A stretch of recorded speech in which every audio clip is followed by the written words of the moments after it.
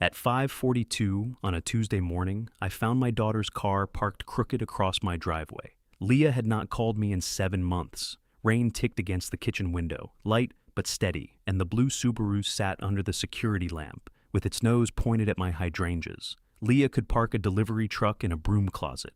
The angle alone told me something was wrong. I went outside in my slippers. Her phone was in the cup holder. Her wedding ring lay beside it.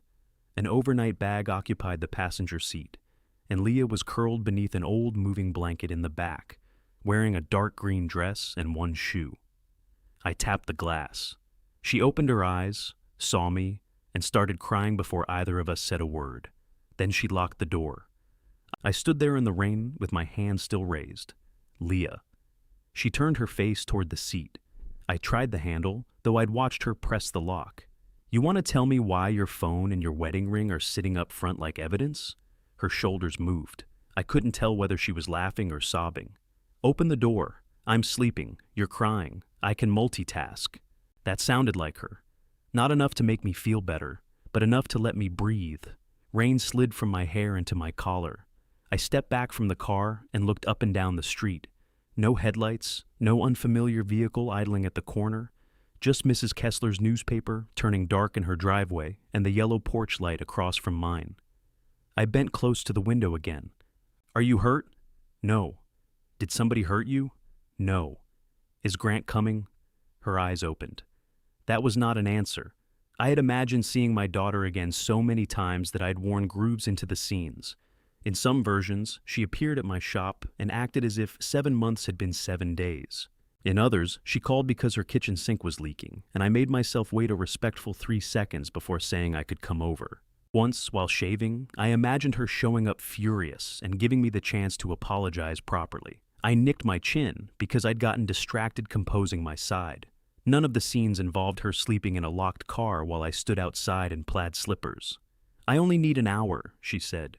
You have a bedroom, I have a house. Apparently, you also have a Subaru. She gave me a look through the glass.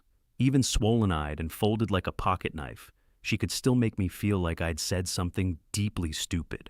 An hour, she repeated. I nodded. All right, I went inside. There are moments when being a father feels like carrying a refrigerator down narrow stairs. You cannot set it down. You cannot see where you're putting your feet. Somebody behind you keeps saying, turn it. No, the other way. I made coffee. Leah took hers with milk and 1 sugar when she was 22. At 33, she might have taken it with oat foam and a certificate of origin. I used milk and 1 sugar. I found an umbrella in the hall closet and carried the mug outside. She had unlocked the rear door but had not opened it.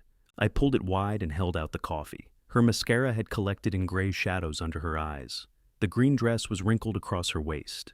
I recognized it from a picture Grant's mother had posted online the previous Christmas, back when I was still foolish enough to look at those pictures. Leah accepted the mug. You remembered, she said. You're not that complicated. She looked into the coffee. That's one of those things you think sounds nicer than it does. I'm rusty. She took a sip and shut her eyes. The moving blanket had come from my garage. I'd wrapped it around a bookcase when I helped move Leah into her first apartment. One corner still bore a black streak from the tailgate of my truck. I had no idea how it ended up in her car. For some reason, seeing it over her knees unsettled me, nearly as much as seeing the ring. You can come inside without explaining anything, I said. I know. You can take a shower. I know. There are towels in the hall closet. I lived here for 19 years. You complained about the towels for 19 years. They exfoliated. They were clean. They removed skin. I almost smiled. She almost did too. Then her phone lit up in the front cup holder. Grant. The name vanished. A moment later, the screen lit again. Leah, please. She reached between the seats and turned the phone face down. The ring clicked against the plastic as her wrist brushed it. I looked away before she caught me looking. Dad. Yeah? I'm not leaving my husband. I nodded once. And I didn't come here so you could say it. Say what? Her mouth tightened. I knew exactly what. 7 months earlier, in a hallway outside the ballroom where Leah had just married Grant Hale, I had said something I could not take back. There had been music through the wall, silverware clattering, somebody laughing too loudly near the bar. Grant had been holding a glass of bourbon, while Leah dealt with a caterer, and his mother cried over centerpieces. I had told him that if Leah had to carry his whole family, the marriage wouldn't last 5 years. I hadn't known she was behind me. The last clear picture I had of my daughter was her standing in that hallway in her wedding dress, staring at me as if I'd reached across the years and slapped her. "You should go," she'd said. I went. That was the part I replayed most often, not what I said to Grant, not the look on his face, just how easily I obeyed her. In the driveway, Leah waited for me to defend myself. I had enough defenses to fill a courtroom. I had been worried. I had watched her spend her own wedding arranging rides, finding a charger for Grant's brother, and talking Valerie Hale out of firing a waitress who had served the wrong wine. I had seen Grant kiss Leah on the cheek and call her a lifesaver, as though being saved by her was a charming habit. None of that changed what I'd done. "I won't say it," I told her. "You'll think it." I think a lot of things. Most of them stay indoors. They don't, though. That one landed cleanly. I moved the umbrella so the rain stopped dripping off its edge onto her bare foot. "Do you want me to leave you alone?" "Yes." I closed the door. Back in the kitchen, I stood at the sink and watched water bead on the Subaru's roof. The rear windows were tinted, so I couldn't see her. I could see the car, though, and I could see how close it was to the hydrangeas I'd nearly killed twice and resuscitated both times. Her car had not been in my driveway since the week before the wedding. She had come by to pick up a set of shelves I'd made for their laundry room. Grant was supposed to help, but a venue emergency had appeared. Venue emergencies happened whenever Grant's family did not feel like planning ahead. Leah and I loaded the shelves ourselves. She'd been distracted, checking messages between every trip. "You know you don't have to answer all of those," I'd said. "They're trying to finalize table assignments. They've finalized them 4 times. Mom changed hers. Her mother, Denise, and I had been divorced for 12 years. We had reached the stage where we could discuss the weather at major gatherings without making bystanders nervous. So, let Denise sit where she lands," I'd said. Leah had shoved the hatch closed harder than necessary. "You make everything sound so easy." That should have been my warning. Instead, I said, "Some things are." I had a gift for taking a person's exhaustion and sanding it down into an argument. At 6:30, the side door of my workshop opened and Janelle Brooks walked in, carrying a paper sack and 2 travel mugs. She had worked with me for 11 years and had ignored my request not to arrive before 7 for 10 of them. She set the sack on my bench. "There's a car parked sideways in your driveway." I saw it. "You expecting a tow truck?" "No." She glanced toward the house. "Is that Leah's?" I checked the measurements I had written on a scrap of plywood. Then I checked them again. The numbers had not improved. Yes. Janelle waited. Most people mistook waiting for silence. Janelle used it as a crowbar. "She's asleep in it," I said. "At least somebody in your family finally understands Subarus. She had a rough night. Clearly, she doesn't want questions. I wasn't planning to ask her any." "That's refreshing. I was planning to ask you." I gave her a look. Janelle opened the paper sack and took out 2 biscuits. "You're wearing slippers in a wood shop." I looked down. Sawdust had already stuck to the damp toes. "She locked me out of the car," I said. "That sounds more like Leah. I brought her coffee. That sounds more like you." We heard the back door of the house open. I turned before I could stop myself. Leah crossed the strip of wet lawn between the house and workshop with the moving blanket around her shoulders. She wore one of my old flannel shirts over the green dress and had found a pair of rubber garden clogs by the door. Her hair hung damp around her face.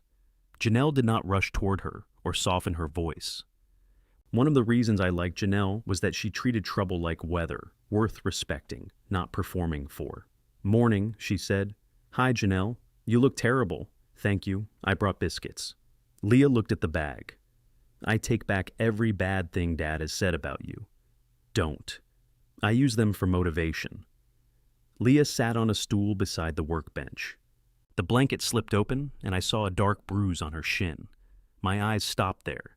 She followed my gaze. "Coffee table." "At your house?" "Yes, Dad."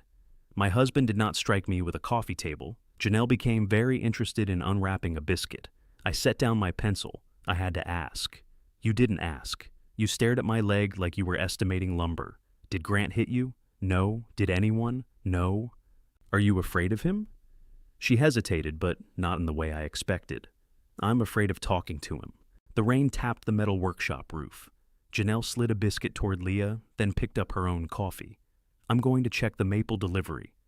"It's not here yet," I said. Then I'll be very thorough. She disappeared into the storage room and shut the door. Leah pulled apart the biscuit without eating it. I need 3 days, she said. All right, I don't need you to fix anything. All right, I mean it. I heard you. She looked around my workshop at the clamps, saws, chisels, stacked cabinet doors, and jars full of screws I would never throw away. This entire building is you not knowing how to leave things unfixed. That chair has been broken since March. You use it to hold glue. It found a new purpose. Her smile appeared and disappeared. I'm going back to Grant, she said. I just need 3 days where nobody needs me to be reasonable. I leaned against the bench. Through the workshop window, her Subaru sat crooked in the rain. Her phone was still inside it. So was her ring. You can have 3 days, I said. Leah finally bit into the biscuit. She chewed, swallowed, and kept her eyes on the floor. Grant doesn't know I'm here. He will. I know. What happened last night? Her face closed so quickly it was like watching a door slam. You said no questions. You're right. I picked up my pencil again. Behind the storage room door, something scraped, followed by Janelle muttering a word she generally saved for stripped screws and insurance companies. Leah took another bite. It was supposed to be our anniversary dinner.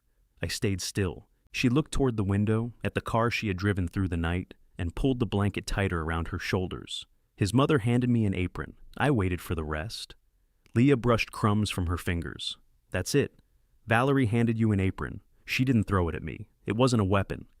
I know what an apron is. She bought it specially. Leah gave a short laugh. It had the venue logo embroidered on the front and my name under it, so I guess technically it was a gift. What did Grant say? He said his mother was overwhelmed. Of course she was. Dad, I raised a hand. Indoor thought slipped out. She folded the biscuit wrapper into a narrow strip. The dinner was at the venue. Grant said we'd eat in the small dining room and then stay overnight in the cottage. He made it sound romantic. I knew the cottage. It sat behind the Hale property beside a pond that looked good in wedding photographs and smelled like wet mulch in person. I had repaired the cottage porch the spring before the wedding, after Grant promised we could fish in the pond when I finished. We never went fishing. When we got there, Leah continued, there were 26 people, 26 vendors, 2 couples considering the venue, a photographer Valerie wants to work with, an accountant who apparently sings. Professionally, not in any sense of the word. I almost asked if they had at least fed her. The question felt too much like something you asked a person who had returned from a natural disaster. Leah kept folding the paper until it tore. Valerie decided it would be smart to turn our dinner into what she called an intimate showcase. She said people trust a venue more when they see a real family enjoying it, and the real family needed an apron, the bartender called out sick. There are other bartenders. The backup had a migraine. Grant has hands. He was talking to the couples. So were you. You were talking to them while pouring their drinks. She looked at me. How did you know? I knew because I knew Leah. She would not have hidden in the kitchen. She would have tied on the apron, learned everyone's names, remembered who drank bourbon and who wanted sparkling water, and made the evening look effortless enough that the people exploiting her could congratulate themselves on their teamwork. I guessed, I said. Grant told me it would only be for half an hour. Then the appetizer trays came out late, and his brother forgot to bring the printed menus, and Valerie asked if I could give the couples a tour, because I explained the flow better than she does. Did you? Obviously. That one word carried more self-disgust than anger. I moved a stack of sandpaper from one end of the bench to the other. When did you leave? After dessert. You stayed through dessert. There was a cake. There's always a cake at that place. It said, Happy Anniversary, Leah and Grant. That's nice. It was on the sample dessert table between 6 miniature cheesecakes and a chocolate fountain. I pictured her name written in icing as advertising. What happened after dessert? I asked. She stared at the torn wrapper. Nothing. People don't usually drive away from nothing and sleep in the back of their car. They do if they're dramatic. You're not dramatic. Maybe I've been saving it up. The storage room door opened. Janelle emerged carrying a tape measure and a box of brass hinges that had not needed checking. I located the maple, she announced. Did you? No. Tragic situation. I'll call the supplier. She took one look at my face, then at Leah's, and reached for the shop phone, from outside. When she had gone, Leah slipped off the stool. I'm tired. The guest room is ready. For what? Guests. You haven't had a guest since Aunt Carla stayed during the ice storm. That's not true. Who? I thought about it. The room is ready. Leah gathered the blanket around herself and headed for the door. Leah. She stopped. You don't have to tell me what happened all at once. I know. But if Grant doesn't know where you are, somebody should tell him you're safe. Her back stiffened. You don't have to tell him where, I added. You don't have to speak to him. Send 2 words. He'll call. You can turn the phone off. He'll come looking. Then he'll waste some gas. She faced me. You don't understand his family. If I say I'm safe but won't tell them where I am, they'll treat it like an emergency. That doesn't make it one. You say things like that because nobody can make you move once you've decided to stand still. It did not sound like a compliment. She walked out. I spent the next hour cutting a walnut face frame 3 times and getting it wrong twice. Janelle watched me measure the same board again. You're an 1/8 short, she said. I know. You marked it long, I know. You want me to take the saw? No. She leaned against the assembly table. You know, in some workplaces, when the boss is emotionally compromised, somebody else gets to make decisions. In some workplaces, employees work. I called the maple supplier, and the maple will be here Thursday. If the truck doesn't develop complicated feelings, I set down the pencil. Janelle lowered her voice. Is she staying? 3 days. Did she say why? Anniversary dinner. That doesn't answer the question. It answered part of it. She studied me. Janelle had a broad, expressive face that made skepticism look like a physical condition. Don't do that thing, she said. What thing? Where you decide silence is noble because talking might go badly. She asked me not to ask questions. There's a lot of real estate between interrogation and pretending not to notice your daughter sleeping in a car. I noticed. Then maybe stop cutting expensive walnut until your hands catch up. I gave her the saw. Inside the house, water ran through the pipes. Leah was showering. The sound moved from the wall to the ceiling as I walked down the hallway. Her wet green dress lay in a heap outside the guest room door, along with the rubber clogs. I picked up the dress, then put it back exactly where it had been. The guest room had once been Leah's. After she moved out, I painted the walls gray and replaced her narrow bed with a queen. I left the old brass hook beside the closet because she had hung her bathrobe there. She used to leave notes taped to the door when she needed privacy. Studying. Do not disturb. Yes, this means you. The last one stayed up until the tape dried and released on its own. I went to the kitchen and made eggs neither of us needed. Habit was a good place to put your hands when your mind became unreliable. Leah came in wearing sweatpants and a t-shirt she must have packed in the overnight bag. You went to the car, I said. Just now? I didn't hear you. You were attacking breakfast. Her hair was wrapped in one of my towels. Still exfoliating? I asked, like roofing material. She sat at the table. Her phone rested beside her, face down. Her left hand was bare. I put eggs on a plate. I'm not hungry. I didn't ask. That's kind of the theme. I set the plate in front of her anyway, then sat across from her with my coffee. After a minute, she took a bite. Where's the ring? I asked. In the car. You left it there? I didn't want to lose it. It seemed to me that leaving a wedding ring in an unlocked car was an unusual way to protect it, but I kept that indoors. Her phone vibrated against the table. She pressed her palm over it. How many times has he called? Some? More than 10? She looked at me. More than 20? Dad. All right. The vibration stopped. A few seconds later, it began again. She snatched up the phone, silenced it, and placed it in her lap. You can use the landline if you don't want him tracking the call, I said. I'm not hiding from federal agents. I didn't say you were. He has my location because we share it. Then he knows where you are. I turned it off last night. That explained the calls. It also told me this had not been an impulsive decision made at a traffic light. What happened after the cake? I asked. She stood so abruptly that the table shook. I need to sleep. You're right. I'm sorry. She carried her plate to the sink, scraped half the eggs into the trash, and rinsed it before putting it in the dishwasher. Even furious and exhausted, she could not leave a dirty dish. At the hallway entrance, she stopped. Grant knew, she said. I waited. About the guests, the vendors, the whole thing. He'd known for 2 weeks. What did he tell you? That Valerie decided yesterday. The lie mattered more than the apron. I could tell by the way Leah's fingers tightened around her phone. Did he admit it? His brother thanked him for helping with the invitations. I looked at my coffee. Leah laughed once without humor. Grant said he didn't tell me because he wanted me to enjoy the anniversary before we got there. That's thoughtful. I know how it sounds. I didn't say anything. You made a face. I have a face. It's very judgmental. I've had it 64 years. It's probably set. She rubbed her forehead. I went outside. Grant followed me. I told him I was leaving, and he told me not to embarrass him. What did you say? I asked who I could possibly embarrass. Everyone there already thought I worked for them. There she was. My daughter had always been funniest when she was closest to breaking something. Valerie came outside. Leah continued. She said I was tired. She put her hands on my shoulders and talked to me in that quiet voice she uses when she wants everyone else to look unreasonable. What did she say? Leah's phone vibrated again. This time the screen faced me. Grant, Mom is sick with worry. Please stop punishing everyone. Leah turned it over, but not before we both read it. She told me marriage means joining a family, she said. She said I couldn't keep score every time I was asked to help. And Grant? He told her he'd handle me. Something cold moved through my chest. Leah saw it. Do not make that face. I'm not doing anything. You're getting angry. I'm sitting at my kitchen table. You've always been able to make sitting look aggressive. I folded my hands so she could see them.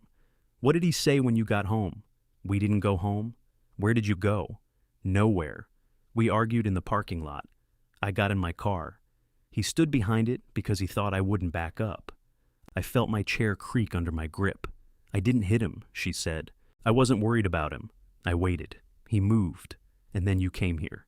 She looked toward the front window, though the car wasn't visible from where she sat. I drove around for 4 hours first. Why? Her face changed. The anger drained out of it, leaving something younger and harder to look at.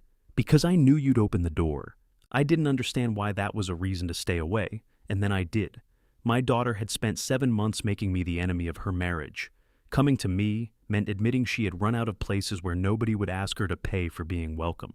I wanted to cross the kitchen and hold her. I wanted to tell her she had never needed permission to return. Instead, I sat there with my folded hands, afraid even comfort might feel like victory. Leah looked down at the phone. I'm going to tell him I'm safe. Okay. Nothing else. Okay. She typed with both thumbs, erased it, typed again, and pressed send. The answer came before she reached the hallway. I heard her breath catch. What? She held out the screen. Grant, I know. Your car is at your dad's. I'm on my way. Call him, I said. Leah stared at the message. I just texted him. He's driving. So, people become bad at operating vehicles when they're composing speeches in their heads. You would know. That was uncalled for. It was extremely called for. She pressed Grant's name. Before the first ring finished, he answered. Leah? His voice was loud enough for me to hear, though she wasn't using the speaker. Don't come here. Thank God. Are you all right? I said I was safe. You disappeared for 9 hours. I left. You turned off your location. Your ring is in your car. Leah looked toward the window. How do you know that? A pause. I'm outside. My chair hit the floor behind me. Leah grabbed my wrist. Sit down. I'm going to the window. That is not sitting down. I own the window. She held on. Her fingers were cold. On the phone, Grant said, I didn't want to pull in and make things worse. Then go home. Can we please talk for 5 minutes? Not today. Your mother called me. Leah closed her eyes. I righted my chair but did not sit. What did you tell her? She asked. That I didn't know where you were. Because I didn't. Your phone went straight to voicemail, you never came home, and your car wasn't anywhere near the venue. What was I supposed to think? That I left because I told you I was leaving. I thought you meant the party. I did. Then you stood behind my car. I moved. After I started the engine. Another pause. I could hear Grant breathe through his nose. He did that when he was choosing his words. I'd watched him do it during wedding planning, whenever Valerie said something impossible, and everybody waited for him to translate it into reasonable English. Leah, I'm sorry, he said. I panicked. That whole night got out of control. It was planned. The event was planned, not the argument. Go home. Come outside. You don't even have to get in the car. I just want to see you. You saw my car. That's not the same. Her grip loosened around my wrist.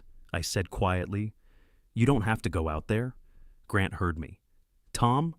Leah pulled the phone away from her ear and glared at me. I wasn't talking to him, I said. You didn't have to. Grant's voice sharpened. Can I speak to my wife privately? I leaned toward the phone. That's up to your wife. Leah pointed at the chair. I sat. Grant, she said, I need 3 days. 3 days for what? To sleep, to think.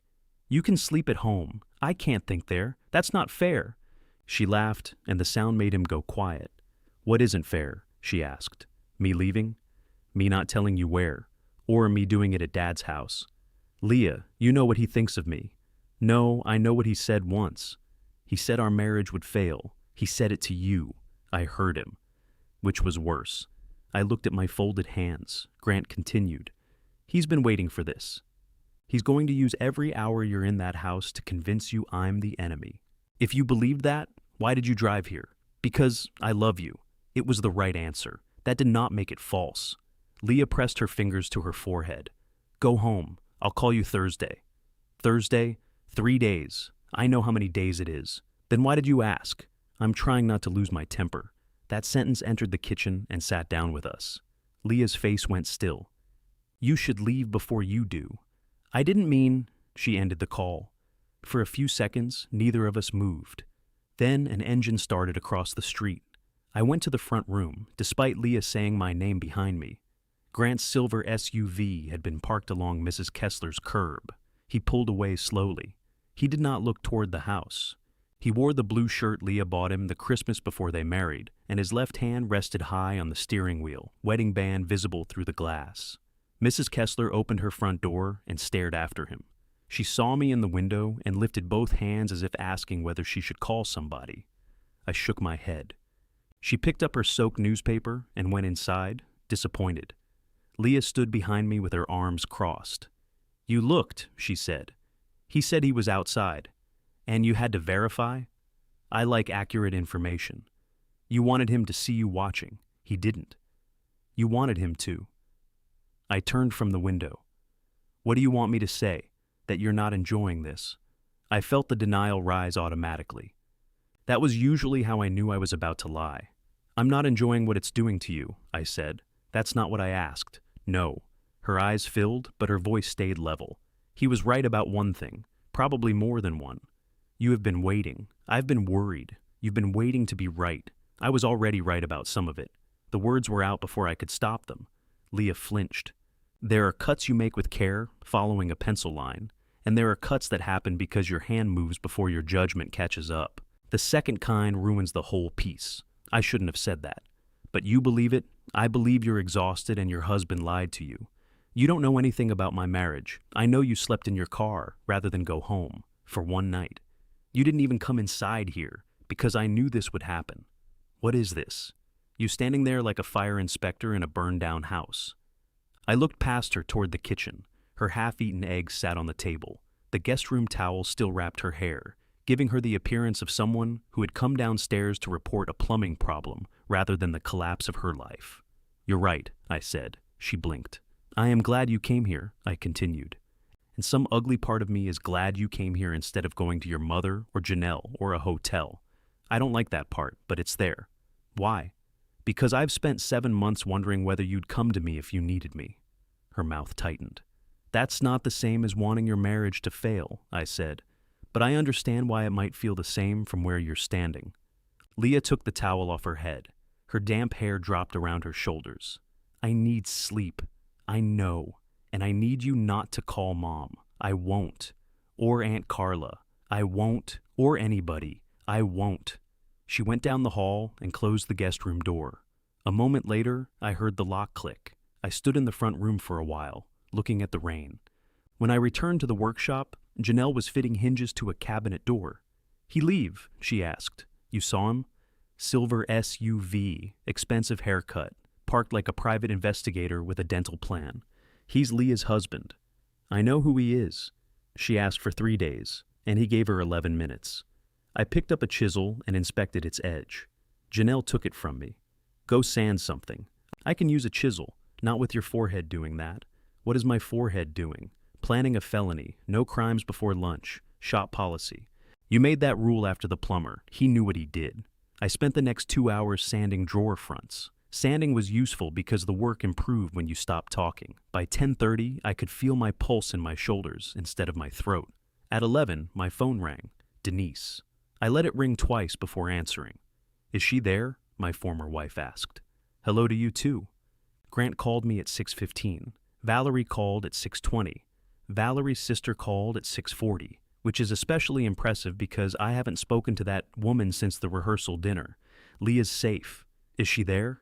She asked me not to tell anyone. That means yes. I walked outside through the loading door. The rain had thinned to mist, and the gravel smelled like metal. She needs a few days, I said. What happened? You should ask her. I have. Her phone's off. She's sleeping.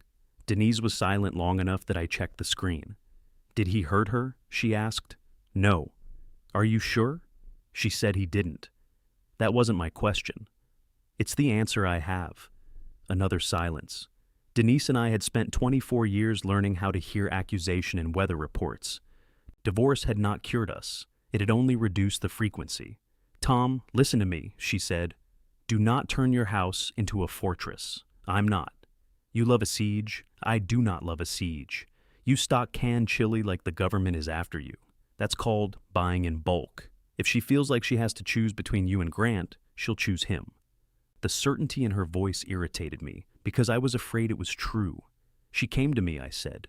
Yes, because you're the one person who won't ask her to explain herself while she's bleeding. She's not bleeding. I'm speaking metaphorically. Try to keep up. I leaned against the doorframe. Denise exhaled. You were always good in a crisis, Tom. You never demanded anything while the building was on fire. That sounds almost kind. The bill came later. What bill? The look, the silence. The part where everyone knew you had helped, and also knew you disapproved of how they needed it. I watched Janelle carry a cabinet door across the shop. She glanced at me and changed direction, giving me privacy without making a show of it. I'm not doing that to Leah, I said. You did it at her wedding. That wasn't silence. No, that was you finally saying 7 months' worth of thoughts at once. I had nothing useful to give her. Tell Leah I love her, Denise said. Tell her I'm not coming over. Tell her I'm not calling Grant back either. All right. And Tom? What? Don't make being the safe parent another competition. She hung up. I stayed outside until the mist collected on my glasses. When I returned to the house after noon, the guest room door was open. Leah wasn't in the bed. I found her in the driveway beside the Subaru. She had the driver's door open and the wedding ring in her palm. For a moment, she only stood there looking at it. Then she slid it onto her finger. 3 days, she said without turning around. After that, I go home. I put my hands in my pockets. She closed the car door. If you're going to tell me what you said to Grant at the wedding, she said, tell me all of it this time. I leaned against the side of the Subaru. The whole thing won't make me look better. I didn't ask for the flattering version. There isn't one. Good. You won't have to edit. She closed her fingers around the keys. The wedding ring looked too bright against her skin. The caterer was short. 2 servers, I said. One of the groomsmen had gone back to the hotel for somebody's medication. Valerie couldn't find the envelope with the musician's checks. She put it in her purse. I know that now. She told everyone I'd misplaced it. I know that too. But you didn't then. No, I just saw you running in and out of that ballroom while your husband stood at the bar. He had been taking photographs for 2 hours. He was drinking bourbon at his wedding.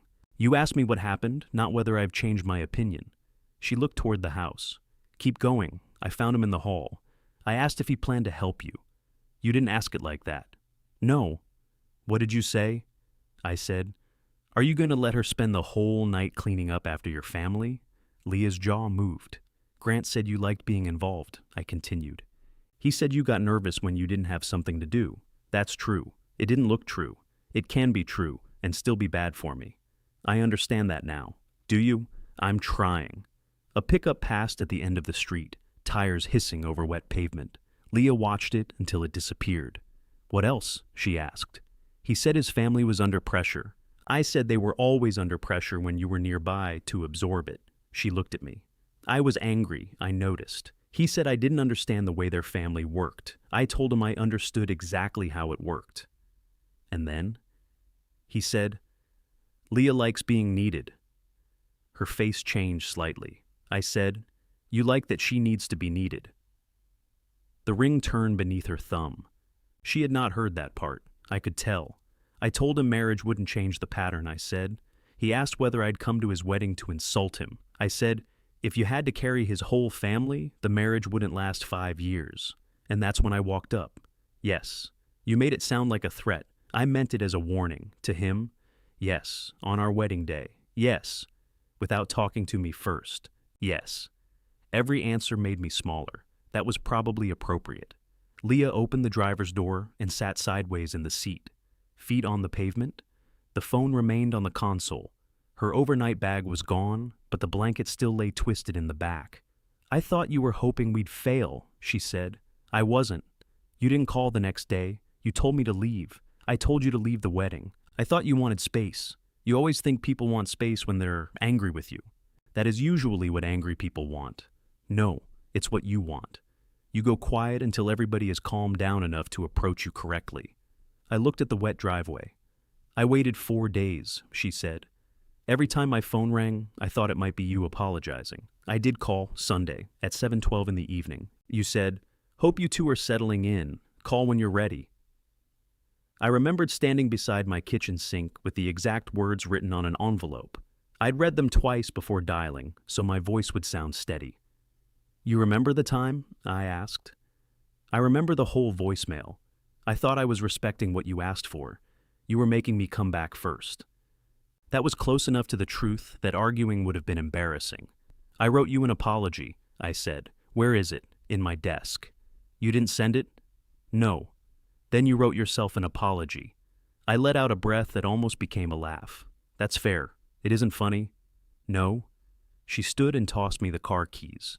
Move it before Mrs. Kessler reports me to the homeowners association. We don't have a homeowners association. She'll invent one. I got behind the wheel. The seat was so far forward my knees struck the dashboard. Leah had always been 5'6" and convinced she was 5'7". The inside of the car smelled like rain, coffee, and something sweetly artificial from a vent clip shaped like a pineapple. Receipts filled the driver's door pocket. 2 black catering aprons had been stuffed under the passenger seat. A box of wine glasses occupied the cargo area beside folded table linens and a plastic tub labeled Hale House Extension Cords. I started the engine. When I pressed the brake, the pedal traveled farther than it should have. As I eased backward, the rear wheel made a low grinding sound. I stopped. What? Leah asked. Your brakes. They squeak. That isn't a squeak. I've been meaning to take it in. How long? A little while? How long is a little while? Since May. It was October. I backed carefully into the empty space beside my truck and set the brake. The grinding came again. You're not driving this home, I said. Her arms folded. That isn't a marital opinion. It's a mechanical one. I'll take it to a shop. You're standing beside a shop. A cabinet shop. I know how to change brakes. I know you do. Then what are we discussing? I don't want you to fix my car. The sentence was too large for the problem. I handed her the keys. Fine. You're mad. I'm concerned that you've been driving 6 months on bad brakes. 5. That cleared everything up. She started toward the house. You're carrying Hale House equipment in the back, I called. So?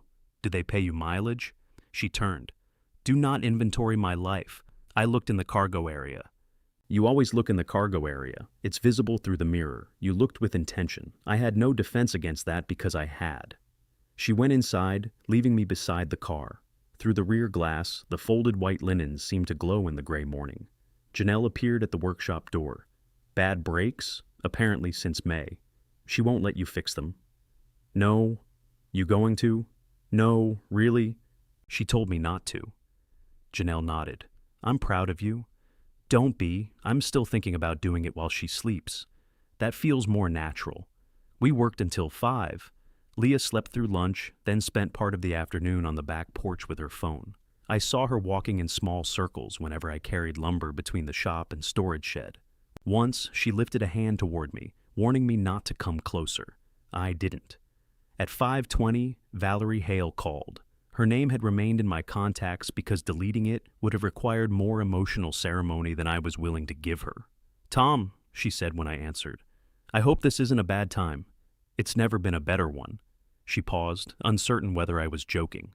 That was one advantage of my personality. I understand Leah is with you. You understand correctly. Is she all right? She's resting. Oh, thank God, we have all been beside ourselves. I pictured the Hales beside themselves and wondered which versions were wearing the aprons. Grant is devastated, she continued. He hasn't eaten. He'll figure it out. Leah hasn't responded to me. She asked for time.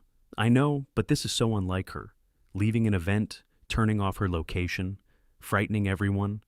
From what I heard, the event wasn't what she was told it would be. Valerie sighed softly. Last night became more ambitious than we intended. I'm happy to apologize for that. You know how these things grow? No? The guest list, Tom, not the situation. I know what you meant. We wanted to celebrate them and introduce a few people to the venue. Leah is marvelous with prospective couples. They trust her immediately. She works at a hospital. She's part of our family. There it was, smooth as varnish. I'm going to ask you for a favor, Valerie said. Please encourage her to go home. Grant is ready to apologize, but the longer she stays there, the harder it will be for everyone to put this in proportion. What proportion would you recommend? It was one difficult evening. It sounds like it was their anniversary. Which is between them? I agree. Another pause. Valerie's voice lost some of its warmth. I'm aware you have concerns about Grant. You made those concerns very clear at the wedding. This would be a poor time to use Leah's exhaustion to validate them. Leah decides when she goes home. Of course, but fathers have influence. So do mothers-in-law. Her breath caught. I ended the call before my better judgment could lose again. Leah was standing in the workshop doorway. How much did you hear? I asked. Enough. I didn't call her, I know. She asked me to send you home. What did you say? That you decide. Leah searched my face, apparently looking for the hidden condition. You told her about the anniversary, she said. She knew about the anniversary. You told her what I said. I said the event wasn't what you were promised. Her shoulders dropped. I asked you not to tell anyone. She already knew. That isn't the point. I'm sorry. Stop apologizing like a person signing a delivery receipt. What would a better apology sound like? I don't know. Maybe one that costs you something. She walked back toward the house. That evening, I made grilled cheese and tomato soup. Leah ate at the counter while answering messages from her mother. She did not tell me what Denise said, and I did not ask. We watched half of a home renovation show until Leah became angry at the hosts for knocking down a pantry wall. There was nothing wrong with that pantry, she said. Agreed. They destroy storage and call it flow. People like flow. People like having somewhere to put a blender. It was the easiest 10 minutes we had shared in nearly a year. At midnight, I woke to the sound of cabinet doors opening. Leah stood in the kitchen surrounded by every mug I owned. What are you doing? I asked. Organizing? Why? Your system is chaos. My system is location-based. You had travel mugs with the cereal bowls. They travel. She held a chipped yellow mug I'd kept since she was in college. Go back to bed, I said. I can't sleep. I took the mug from her and placed it on the counter. Then I sat at the kitchen table. Leah remained standing. I'm not asking questions, I said. What are you doing? Nothing. She looked suspicious. That's new for you, she said. It's unpleasant. After a moment, she sat across from me. We stayed there in the dark kitchen, saying nothing, while rainwater dripped from the gutters outside. Eventually, Leah placed her bare left hand on the table between us. She had taken the ring off again. Where is it? I asked, on the dresser. I nodded. You can ask? I said I wouldn't. That was before I displayed my hand like an exhibit. All right, why did you take it off? It felt loud. The refrigerator hummed behind us. Its ice maker dropped a tray with a crack that made both of us jump. Leah rubbed the pale band of skin around her finger. When I wear it, I feel like I've decided something. When I take it off, I feel like I've decided the opposite. So, don't decide tonight. Is that what you did with Mom? I decided plenty, most of it wrong. You two were unhappy for years. We were also happy for years. It gets confusing when those happen at the same time. She looked toward the counter where the yellow mug sat. When did you know? That we would divorce? Yes, I knew several times. Then I unknowed. That isn't a word. It was a complicated marriage. Grant and I are not you and Mom. I didn't say you were. You thought it. I was thinking about an ice maker. You're a terrible liar. I'm an excellent liar. I'm just out of practice. She smiled despite herself. The smile faded when her phone illuminated on the counter. No vibration this time. She had changed the settings. Is that him? Yes. You don't have to answer. I know. You also don't have to ignore him because you're here. I know. The phone dimmed. Leah picked at a water ring on the table. He keeps apologizing for the dinner. Isn't that what you want? I want him to understand what he's apologizing for. What does he think it's for? Not warning me, letting Valerie invite people, standing behind my car. Whatever I'm angriest about in the message before his, that's efficient. He's very responsive. She said it dryly, but there was affection beneath the irritation. That complicated my anger in a way I resented. What do you love about him? I asked. Her head lifted. That's a question. It isn't about what happened. It sounds like cross-examination. I'm trying to remember he's a whole person. You never thought he was? I did at first. No, you thought he was pleasant. He is pleasant. You say that about waiters you don't tip enough. I tip 20%. Exactly 20%. It's unsettling. I waited. She drew a line through the water ring with her fingertip. He notices when I'm reaching my limit. He brings me food at work when I forget to eat. He makes me laugh when I'm taking myself too seriously. He'll dance anywhere. I've seen that. You saw him dance once. It was extensive. He doesn't make people earn his affection. The sentence was soft. I could have pretended it wasn't about me. He asks for a lot of other things, I said. Leah pushed back from the table. I asked because I wanted an answer, I said. Not ammunition? You can turn anything into ammunition. That's not fair. There. That tone. What tone? The one that says I've submitted a claim without proper documentation. I opened my mouth and closed it again. She stood. Grant loves me loudly. Sometimes I need that. She walked toward the hall. Leah. She turned. I'm sorry you needed that because I didn't. For a second she looked as though I had spoken in another language. Then she nodded and went back to bed. I stayed at the table until 2, trying to decide whether the sentence had been honest or simply well phrased. I had always been suspicious of words that sounded good too quickly.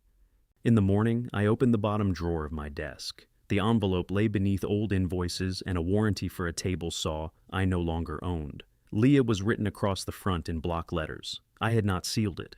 The letter began, I regret that you overheard a private conversation. Even at the time, I had known that was not an apology. It was a man putting a clean shirt over a wound. I read the rest, 4 pages. On the second page, I explained what I had observed about the Hales. On the third, I listed other times Grant had allowed Leah to carry responsibilities he had accepted. On the fourth, I finally wrote that I was sorry for embarrassing her. The letter was not an apology. It was a prosecution with a sympathetic closing statement. I took it to the kitchen and set it beside the coffee maker. Leah came in while I was scrambling eggs. She wore my flannel shirt again, sleeves rolled to her elbows.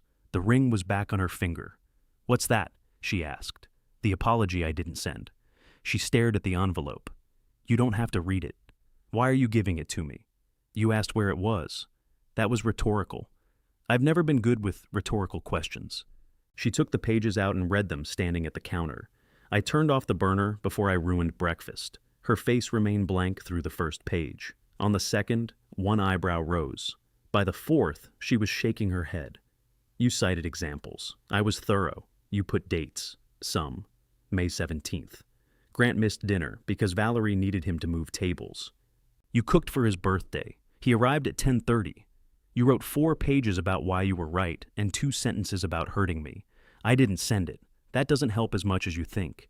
I realized it was bad. You kept it. I keep receipts for tools that have been discontinued. This was evidence. Yes. For the trial in your head. Yes. She placed the pages on the counter and pressed them flat. Do you want me to throw it away? I asked. No. Why? Because you wrote it instead of calling me. I had no answer. She folded the pages along their old creases and slid them into the envelope. You know what the worst part is? She asked. I suspect you'll tell me. Most of it is accurate. The eggs hissed as I turned the burner back on. That doesn't make it kind, she said. No. Or useful. No. Or your decision. I know. She watched me divide the eggs between 2 plates. You liked Grant before we got engaged. I still like parts of him. That is a deeply creepy way to describe a person. He's funny. He remembers names. He can make a room feel easier. He made you feel included, for a while, until the wedding. Before that, she waited. I set the plates on the table. Your mother and I were invited to dinner at Hale House after you got engaged. Valerie asked Grant to check the dining room thermostat. He asked you where the key was. Then his brother couldn't find the wine opener, so Grant asked you. Then Valerie wanted to know whether the napkins had been pressed, and Grant asked me. Yes. I knew the answers. That was the problem. Leah sat. Because you thought I was taking over?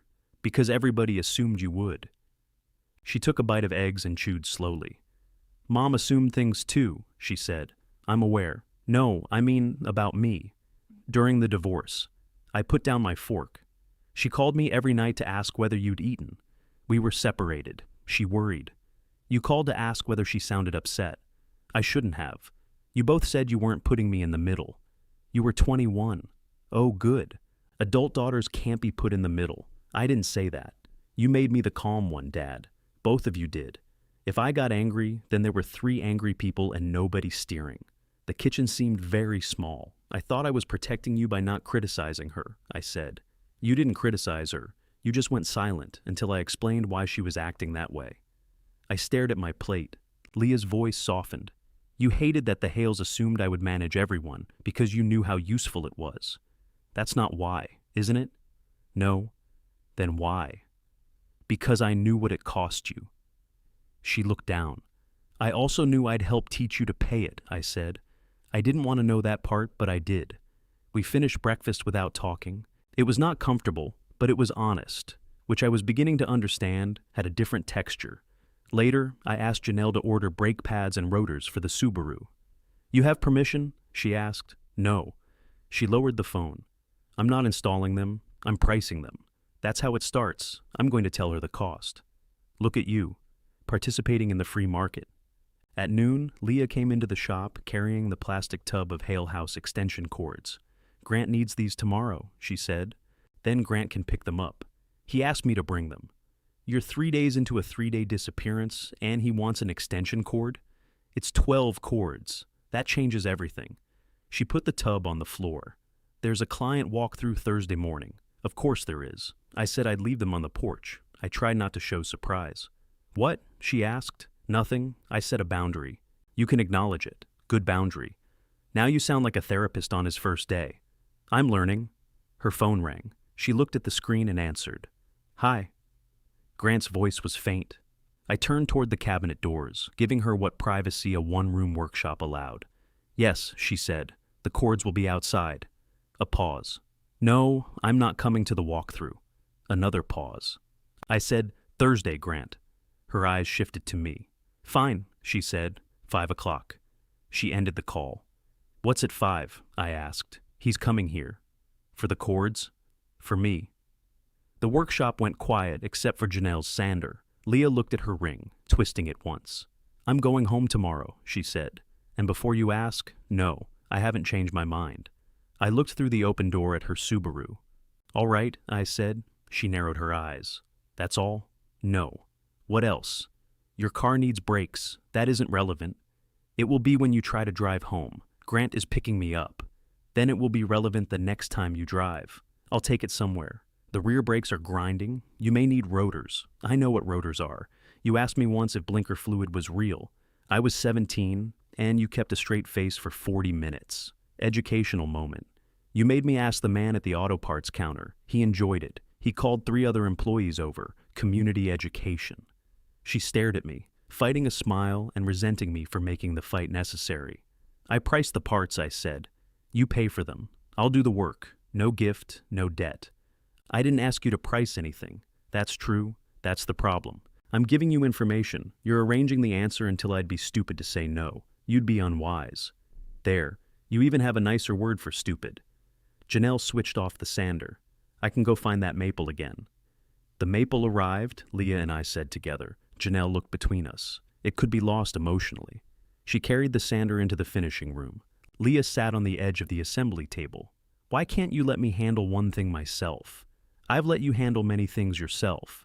Some of them are currently in a tub by your feet. She looked down at the extension cords. I regretted it immediately. You think I'm pathetic? She said. No. You think I let everyone use me. I think your car needs brakes. We're never just talking about the car. Right now, I would love to be just talking about the car. She stood. Don't touch it. I won't. Promise. I promise. She searched my face for a loophole. I wanted to be offended, but I was already considering whether inspecting the front pads counted as touching the car. I won't open the door, lift the hood, jack it up, remove a wheel, or make any repair without your permission, I said. That was suspiciously specific. I know myself. She picked up the tub of cords and headed for the house. Lift with your knees, I called. She kept walking. Janelle leaned out of the finishing room. That went well. She laughed once. At you. I'm taking the win. The next morning, a delivery truck brought the brake parts with our regular hardware order. Janelle had added them without mentioning it. I said I was pricing them. You also said she'd be unwise to drive. What if she doesn't agree? We returned them. There's a restocking fee. You own 7 jars of screws for hardware nobody has manufactured since 1998. Don't become frugal in front of me. I put the boxes on a shelf where Leah would not see them, and immediately recognized the act as something I would later have difficulty explaining. She spent most of the day upstairs in the guest room. Once, I heard her laughing on the phone. It was a full, unguarded laugh, the kind that pulled a second laugh out of whoever heard it.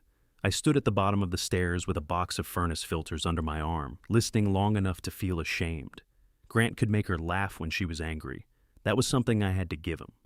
At 4:30, Leah came into the kitchen wearing jeans, boots, and the green sweater she kept in her overnight bag. Her hair was pulled back. The ring remained on. You look nice, I said. I'm leaving, not going on a date. You can look nice while leaving. She opened the refrigerator, saw nothing she wanted, and closed it. Did you eat? Yes. What? A banana. That's a fruit, not a plan. I'm 33. I know. You've been 33 since February. She looked toward the driveway. He'll be here at 5. I heard. I need you to be normal. That's a broad assignment. Don't stare at him. I generally look at people when they speak. You inspect him. Should I blur my eyes? You know what I mean. I did. She leaned against the counter. He's going to apologize. Good. He'll mean it. I didn't say he wouldn't. You make it sound rehearsed when you say polished. I didn't say polished. You were about to. I had been. At 4:53, Grant's SUV turned into the driveway. He parked behind my truck without blocking the Subaru, which told me he had studied the available space before arriving. He wore dark jeans, a blue button-down shirt, and no jacket despite the cold. In one hand, he carried a bunch of sunflowers wrapped in brown paper. Leah loved sunflowers. I had not known that until she chose them for her wedding bouquet. Grant saw us through the kitchen window. His smile came first, then disappeared at the proper speed. I'm going outside, Leah said. I'll stay here. No, you won't. I can. You'll stand at the window. I own the window. She gave me a tired look. Fine, I said. I'll go to the workshop. Thank you. I went through the mudroom and across the lawn. Grant waited beside his SUV, flowers hanging at his side. Leah stepped onto the porch. I could not hear his first words. I saw her shake her head. He held out the flowers. She did not take them, so he set them on the hood. Janelle stood inside the workshop beside the same window I would have used. You're blocking the view, I said. I thought you were respecting their privacy. I'm respecting it from here. That's a very advanced form of respect. We watched Grant speak. He did not crowd Leah. He kept his hands visible and his body angled slightly away, as though approaching a frightened animal. It was a practice stance, but I had seen him use it with angry vendors and nervous clients. Practice did not always mean deception. Sometimes it meant a person knew how to behave. Leah crossed her arms. Grant nodded. She said something. He looked down. I hate body language analysis, I said. You're doing it. I hate doing it. Grant glanced toward the workshop. Here he comes, Janelle said. I can see that. You want me to stay? Yes. She raised an eyebrow. No, I said. Thought so. She picked up her coat and left through the rear door. Grant entered without knocking. He smelled faintly of rain and the peppermint gum he chewed when nervous. Tom, Grant. He looked around the workshop, taking in the cabinet doors, clamps, and boxes of hardware, as if he had never been there. I had taught him to use a biscuit joiner in that room. He had made one crooked shelf and spent a year describing himself as a woodworker. Can we talk? He asked. We are. Right. He put his hands in his pockets, took them out again. I owe you an apology. I waited. for showing up Tuesday after Leah asked for time. That apology belongs to her. I gave it to her. Then you don't owe it to me. He breathed through his nose. I also blamed you, he said. I implied you were taking advantage of the situation. You didn't imply it. I said it. Yes, I was scared. That doesn't make it untrue. His eyes lifted to mine. Were you? Was I what? Glad she came here. Yes. Glad we had a fight big enough to send her here? No. He nodded as though he had expected a different answer and was rearranging his speech. I lied to her about the dinner, he said. Mom planned the showcase. I knew Leah wouldn't agree to it on our anniversary, and I thought once she was there, she'd make the best of it. She did. I know. That was what you counted on. His jaw tightened. I know. The words seemed to hurt him. I was not prepared for that. Standing behind her car was wrong, he continued. I wasn't trying to trap her. She was furious, and I thought if she drove off like that, you decided your judgment was better than hers. Yes, I had been ready to argue. Agreement left me with nowhere to put the momentum. Grant glanced through the workshop door. Leah stood near the porch with the sunflowers now in her arms. I love her, he said. I believe you. He looked surprised. Love isn't the part I doubt, I added. There it is. You came to talk. I came to take my wife home. She decides that. She has decided. Then why are you in here? Because she asked me to apologize to you. That surprised me enough that I looked toward her. Grant followed my gaze. She thinks we can't fix our marriage if I make you the reason it's broken. That's sensible. She's very sensible. Everybody depends on it. He heard himself. His mouth closed. For one small second, Grant and I understood the same thing. Then he looked away. I'm taking her to the lake this weekend, he said. Just us. Phones off. We're going to set boundaries with my family. What boundaries? That's between Leah and me. Yes, it is. He nodded. I'd appreciate it if you gave us room to do that. I gave you 7 months. You left a voicemail every Sunday. I called my daughter. You reminded her every Sunday that you were waiting. The accuracy irritated me more than an insult would have. I never asked her to choose, I said. You didn't have to. You made me the man who took her away. I didn't make you anything. No. You just kept records. My eyes moved involuntarily toward the office where the letter had been. Grant noticed. Leah told me, he said. That wasn't yours to read. She told me about it. She didn't show me. I felt foolish and exposed at once. Grant stepped toward the door, then stopped. She wants you in her life. I want that too. But if every mistake I make becomes proof of something you decided before we got married, there's no way for me to earn a different opinion. You don't have to earn my opinion. I do if it costs me my wife. He walked out. I stayed beside the bench until Leah appeared carrying her overnight bag. Grant loaded the extension cords into his SUV. The sunflowers lay across the rear seat. Your car stays, I said. Grant will bring me back for it. It isn't safe to drive, I know. I can fix it. She shifted the bag on her shoulder. Not while I'm gone, I promised. I know. She stepped toward me. For a second, I thought she might hug me. Instead, she touched 2 fingers to my sleeve. Thank you for the 3 days. You don't have to thank me. That's why I am. Grant waited by the passenger door. Call when you get home, I said. I will. And when you decide about the brakes, I will. She walked to the SUV. Grant opened the door for her, and she got in. The sunflowers bounced against the rear window as they backed away. Her Subaru remained beside my truck, still packed with Hale House linens and smelling faintly of her coffee. The old moving blanket lay in the back where she had left it. At 7:14, she texted, "Home safe. Please don't respond with a paragraph." I typed 3 different answers and deleted them all. Good, I finally sent. An hour later, Grant called. We'll get the Subaru this weekend, he said. It needs repair before Leah drives it. I can arrange a tow. I can repair it for the cost of parts. A pause. Leah said she didn't want you to. She said not while she was gone. Tom, I'm not delivering the car. I didn't ask you to. You were going to. He exhaled.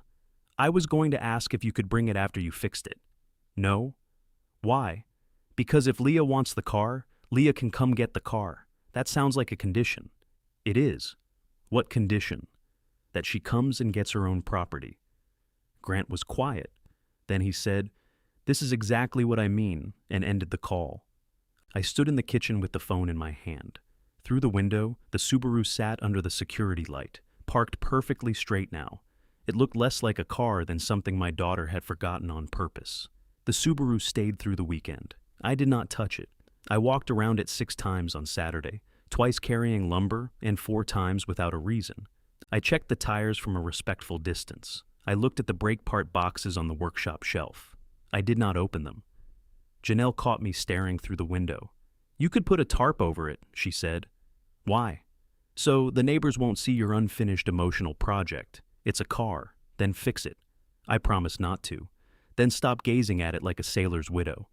I returned to the cabinet I was assembling.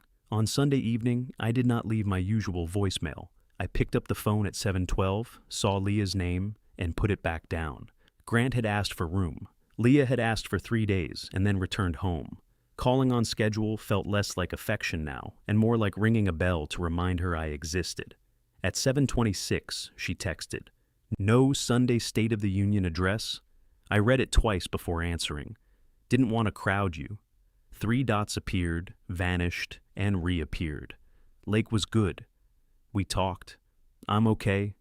I typed, good. Before I could send it, another message came. You're allowed more than 1 word. I deleted good. Glad the lake was good. I'm here if you need anything. Car remains inconveniently present. She sent a laughing face then. Grant will bring me Wednesday. Wednesday passed. A client crisis had kept him late at the venue. Friday became possible, then stopped being possible after Valerie needed help changing the dining room layout for a tasting. Leah did not complain. She offered the information as though schedules were weather, and Grant's family controlled the barometer. The following Tuesday, I came out of the workshop and found her standing beside the Subaru. She had arrived in a rideshare. The driver was still turning around at the end of the street. "You could have called," I said. "I did." "You didn't answer." My phone sat on the charging shelf inside the shop, where it could safely inform me of calls after the people making them had given up. I was working, I assumed so. She wore her hospital clothes, navy pants, and a zip-up jacket with her badge clipped to the pocket.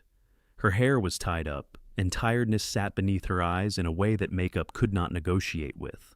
"How did you get away from work?" "My shift ended. It's 10 in the morning. I started at 10 last night." "You took a rideshare after a 12-hour shift?"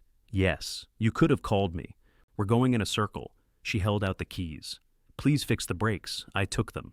"You're sure? I have spent almost as much on rideshares as the parts cost. That isn't the answer." "Yes, Dad.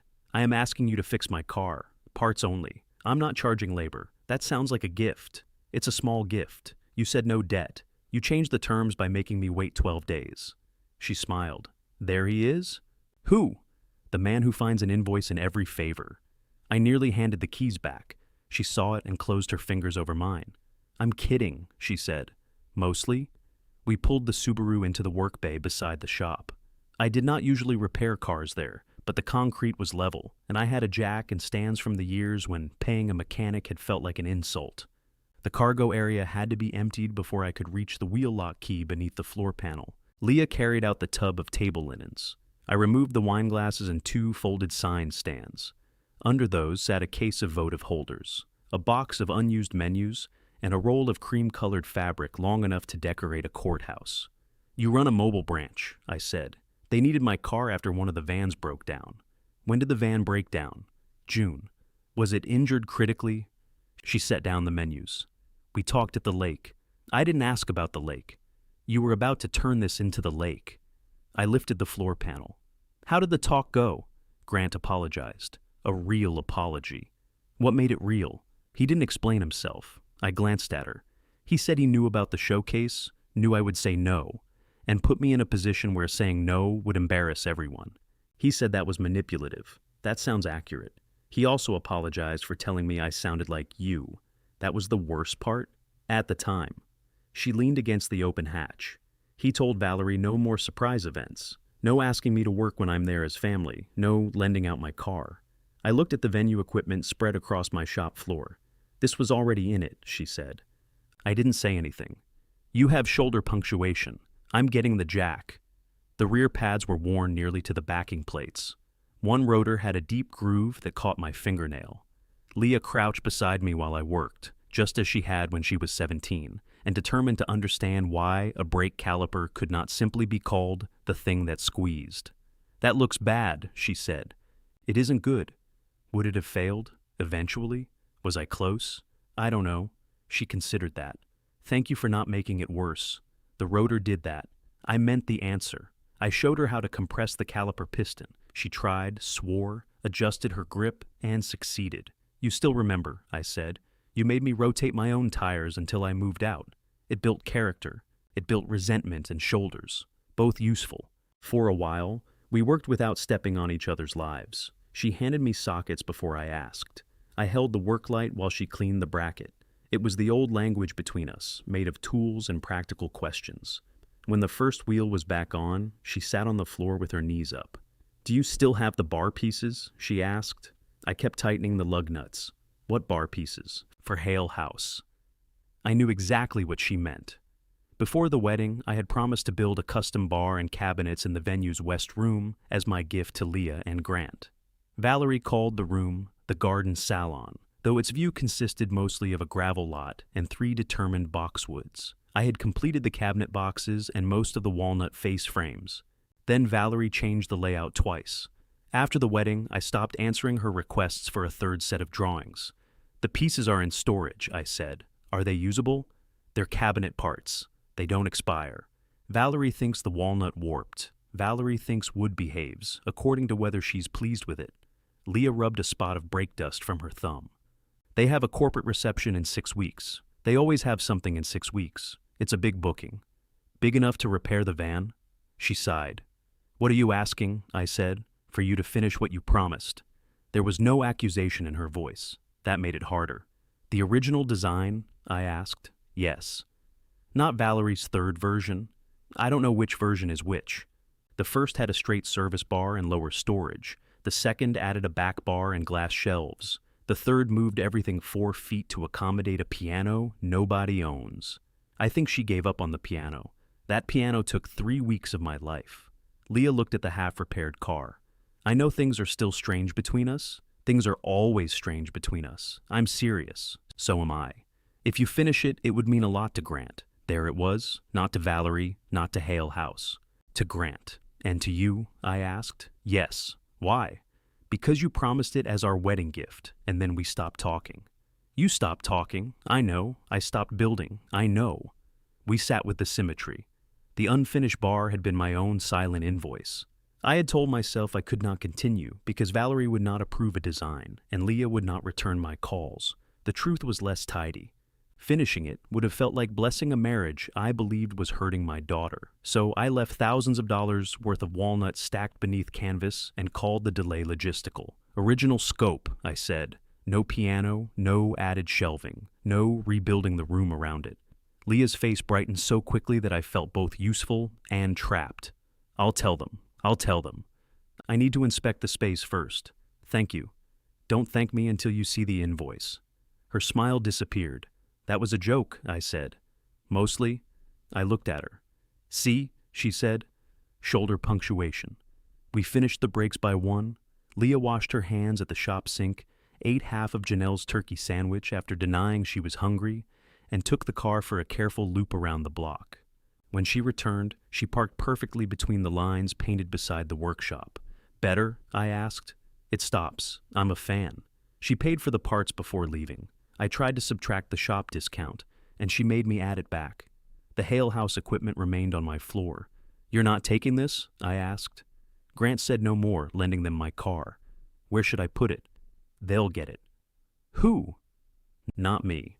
That was the first boundary of hers I saw survive daylight. 2 days later, Janelle and I drove to Hale House. The main building had once been a country inn and still looked like one from the road. White clapboard, dark shutters, a deep front porch. Up close, the paint peeled beneath the gutters and one shutter hung slightly lower than its partner. The Hales had a gift for arranging flowers where maintenance should have been. Grant met us at the west entrance.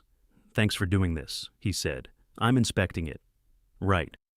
He shook Janelle's hand and remembered that she took her coffee black. She looked at me afterward as if to say, "I see why people like him." The The garden salon smelled of lemon cleaner and old carpet. The wall where the bar belonged had been painted a deep green. Electrical outlets sat where my first plan required them. For once, somebody had followed a drawing. Valerie entered carrying a folder and wearing a cream blouse that matched the curtains. "Tom," she said warmly, as though our last conversation had ended with holiday wishes. "This is such a relief. I haven't agreed to anything beyond the original design." "Of course. We all want to keep this simple." She opened the folder on a table. Inside was a new drawing. The straight bar had become an L. The back wall held glass shelves, a wine refrigerator, a brass rail, and a recessed space labeled piano option.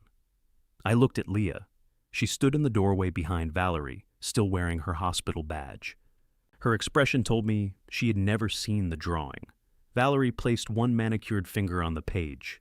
"Since you'll already be here," she said, "we thought it made sense to do it properly." "Who's we?" I asked. Valerie glanced at Grant. Grant looked at the drawing. "Mom and I discussed the refrigerator." "And the shelves," Valerie added. "We discussed whether shelves might be useful. The brass rail was my idea." I assumed. Valerie smiled. "You always appreciate practical details. A brass rail is decorative. It keeps people from scuffing the bar. It gives them something to scuff." Janelle stood beside me, hands in her jacket pockets. I could feel her enjoying herself. Leah stepped into the room. We agreed on the original design. "This is the original design," Valerie said. "Refined. It has a piano, an option for a piano. There is no piano. One may become available." "From where?" "Leah, that isn't the point. It is a fairly important point if we're building a home for it." Grant touched Leah's elbow. She moved half a step away, not dramatically, just enough for him to notice. "Mom," he said, "Tom came to inspect the first plan. And he is inspecting. That's what we're all doing." "No," I said. "I'm building the straight service bar and the lower cabinets shown in the first drawing. I'll install the back counter because those pieces are already made. No glass shelves, no refrigerator, no brass rail, no piano habitat." Valerie's smile tightened at the corners. "The corporate client toured 3 other venues this week. We need the room to feel complete. It will have walls, a ceiling, and a bar. Tom, please. I know we've had our differences, but this is your gift to Leah and Grant. The gift was the original design. A gift shouldn't come with so many limitations." Janelle cleared her throat. "A walnut bar with custom cabinetry seems like a pretty generous limitation." Valerie looked at her as though a lamp had offered an opinion. Janelle continued. "Anything beyond that is a separate job. I can prepare an estimate." "I'm sure that won't be necessary," Valerie said. "It will if you want the additions." Grant picked up the drawing and folded it once, directly through the piano. "We're doing the original," he said. Valerie stared at him. He held her gaze, though I saw him breathe through his nose. "The room will be ready," he continued. "The client liked it before we promised a bar. This is extra. It is not extra if they expect it. They don't know about it." "Well, I mentioned our plans. You mentioned the piano. I said we were expanding our entertainment capabilities." Janelle turned away. Her shoulders shook once. Valerie closed the folder. "Fine. I'm outnumbered." It was a phrase designed to make agreement sound like aggression. She left the room. Grant watched the doorway for several seconds. "That went better than expected." "For whom?" Leah asked. He smiled at her carefully. "For the imaginary piano." She did not smile back. We began installation the following Monday. The cabinet boxes had survived storage without warping, despite Valerie's concern that neglected walnut might die from loneliness. Janelle and I loaded them into the truck and arrived at Hale House before 8. Grant met us with coffee and 2 breakfast sandwiches. He remembered Janelle's order. He had mine wrong.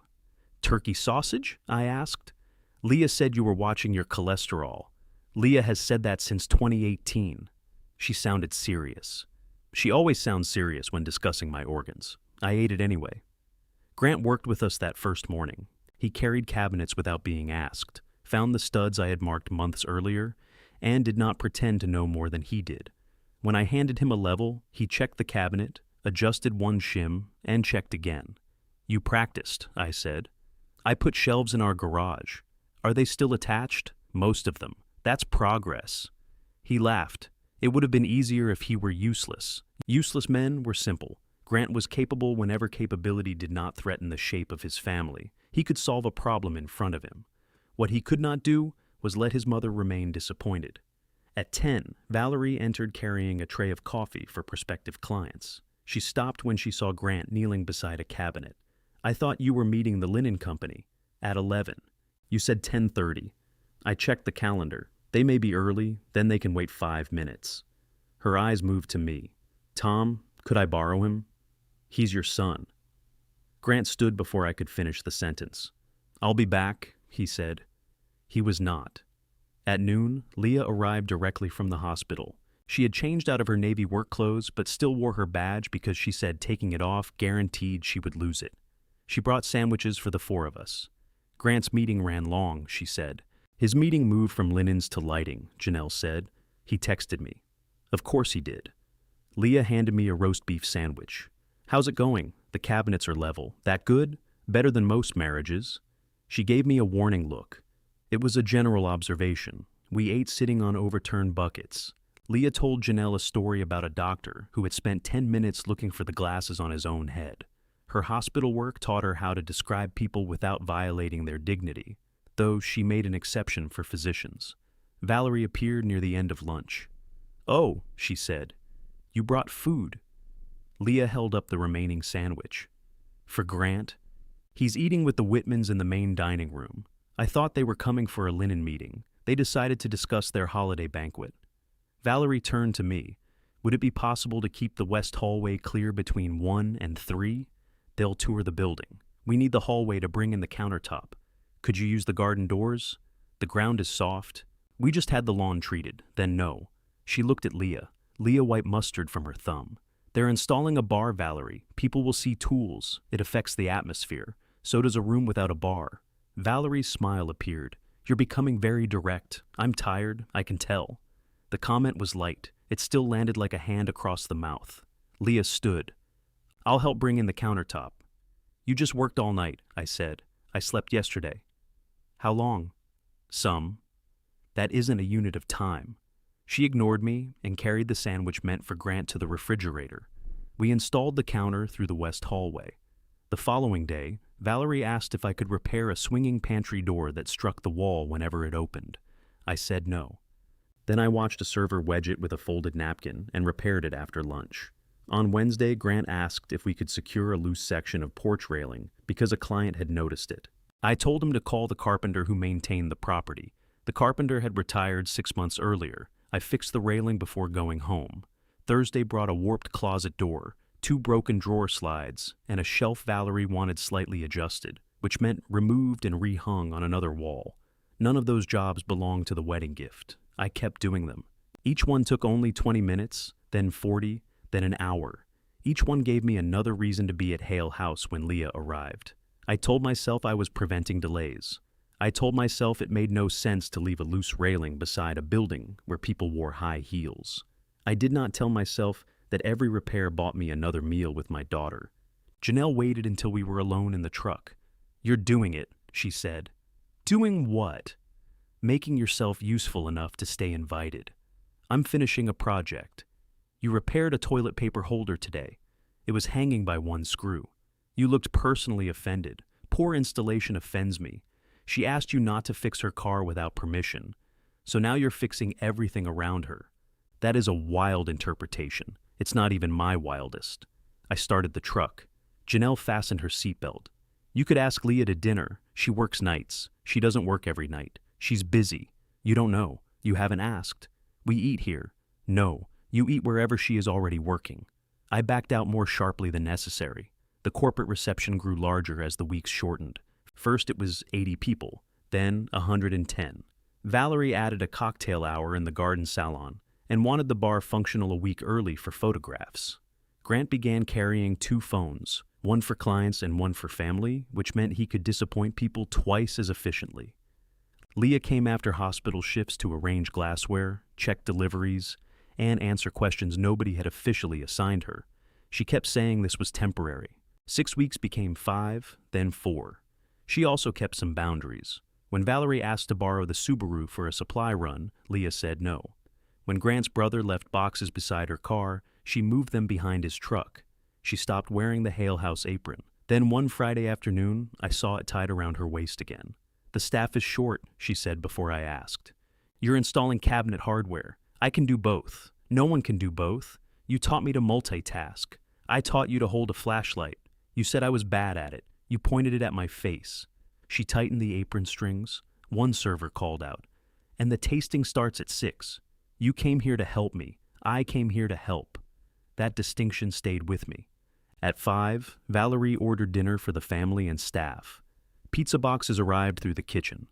Janelle and I were applying finish to the back counter, so we waited until the fumes cleared before going to find food. The boxes were empty. A server told us Valerie had moved the remaining slices to the staff room. The staff room door was locked because someone had left a purse inside. Grant passed carrying a tray of wine glasses. "There's more food coming," he said. "Mom underestimated." "Your mother can estimate a wedding down to the number of olives," Janelle said. "I'll find something. We brought protein bars," I said. We had not. Grant hurried away. 10 minutes later, Leah brought us 2 plates from the family dining room. One held chicken, roasted vegetables, and a dinner roll. The other held chicken, roasted vegetables, and the thumbprint of whoever had removed a second roll. "You two can split this," she said. "What are you eating?" I asked. I ate. "When?" She pointed to a smear of frosting on her apron. Quality control. Leah. "I'll get something later." Janelle took the plate from her. "Sit." "I can't." "Then take the chicken."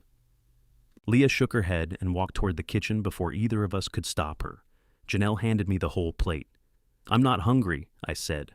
"Neither is your daughter, apparently. Must be genetic." At 8:30, the tasting ended. Grant and Valerie led the guests into the main hall. Janelle packed our tools while I went looking for Leah. Her Subaru was parked behind the cottage, crooked enough that one tire rested on the grass. The driver's seat was reclined. Leah slept with her head against the window, the Hale House apron still tied around her waist. A cordless drill lay across her lap. Her wedding ring caught the yellow light from the cottage porch. I stood outside the glass, remembering rain, a moving blanket, and one missing shoe. Then I tapped the window.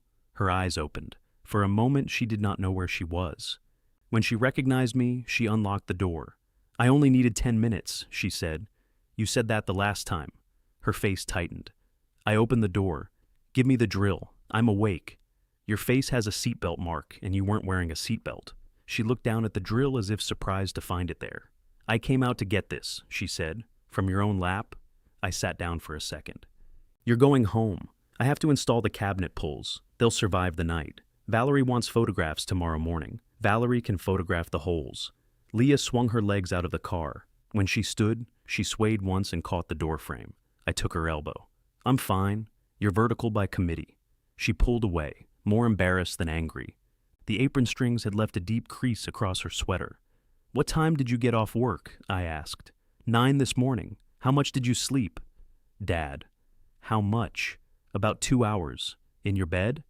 "In the break room." "That's not sleep. That's a workplace incident." She reached for the drill. I held it behind me.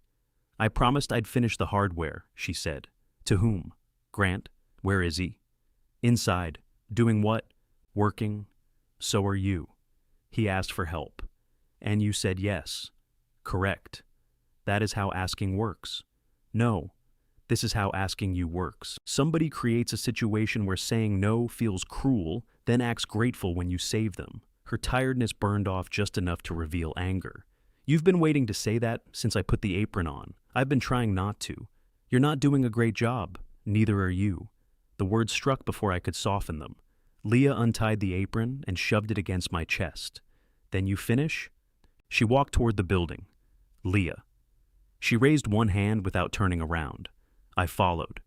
We found Grant in the garden salon adjusting a cabinet door. The floor was scattered with hardware packages, rags, and empty paper cups. He looked almost as tired as Leah, though he had not worked a hospital shift first. "Where have you been?" he asked her. I texted. "She was asleep in her car," I said.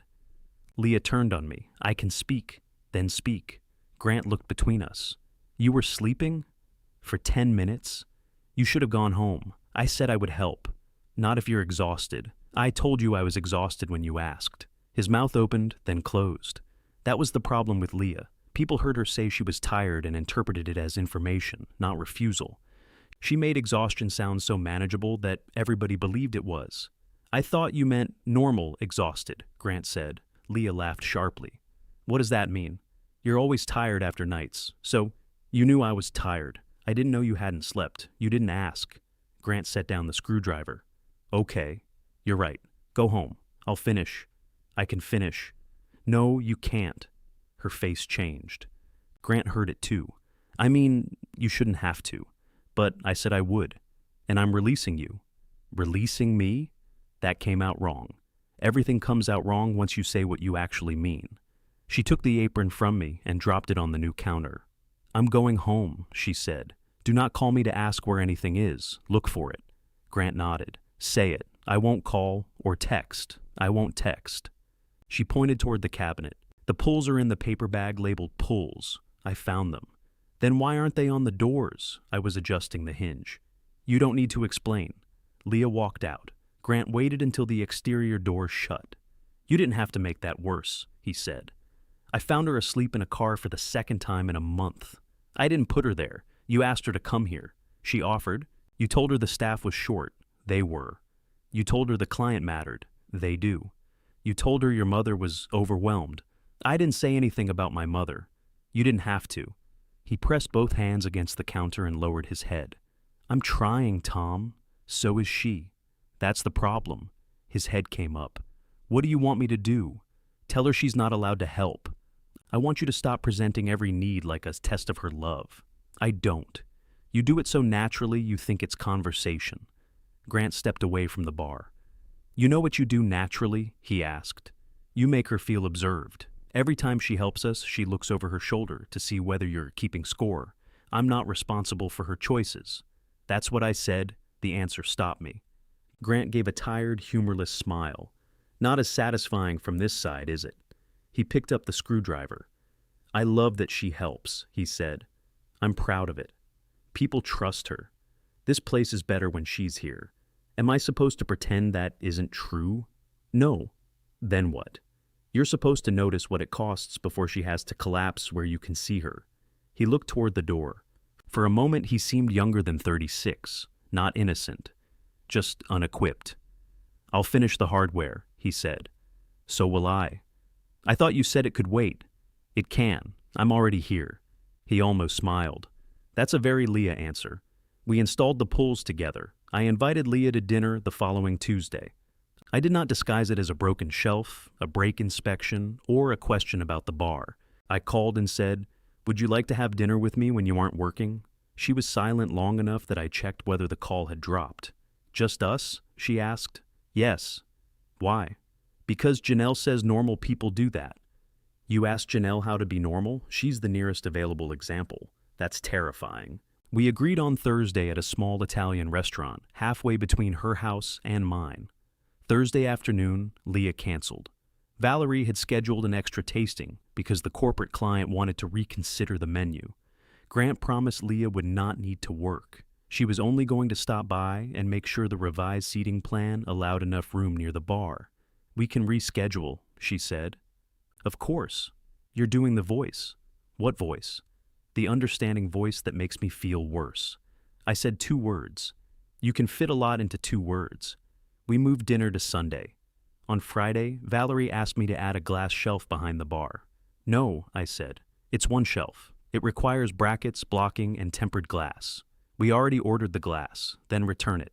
It was custom. Janelle looked at the measurements printed on the packing slip. Custom to whose drawing? Valerie glanced toward Leah. Leah stood near the garden doors with a seating chart in her hands. I told her you might be able to add one. You told me original scope, I said. I know. But they eliminated the refrigerator and the brass rail. That wasn't a trade. It would finish the wall. The wall is finished. Valerie touched Leah's arm. I told you not to worry about it. The kindness of her tone made refusal feel like punishing Leah for asking. I looked at the blank wall. The shelf would take half a day. 1, I said, at cost. No more changes. Valerie smiled. I knew you'd see it. Janelle did not speak until Valerie and Leah left. What happened to no? She asked. It's one shelf. It's never one shelf. It'll look better.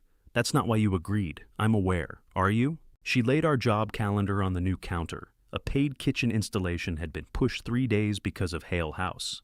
A restaurant hostess stand was waiting for finish. 2 cabinet doors sat in the truck. Because I had spent the morning repairing a dumbwaiter latch Valerie called dangerous. We have actual clients, Janelle said. This will be done next week. You said that last week. The changes delayed us. You accepted the changes. I studied the calendar. Janelle lowered her voice. You came here to make sure they didn't use Leah. Now they're using both of you. I can handle it. So can she, apparently. That ended the argument because she intended it to. We finished the shelf on Monday. Valerie arranged bottles on it before the protective film came off the glass. She took photographs of the room from 6 angles and posted one online before we had packed the drills. In the photograph, the bar looked warm and expensive. Grant stood behind it with Valerie and his brother. Leah was beside Grant, smiling in the green dress she had worn to the anniversary dinner after having it cleaned.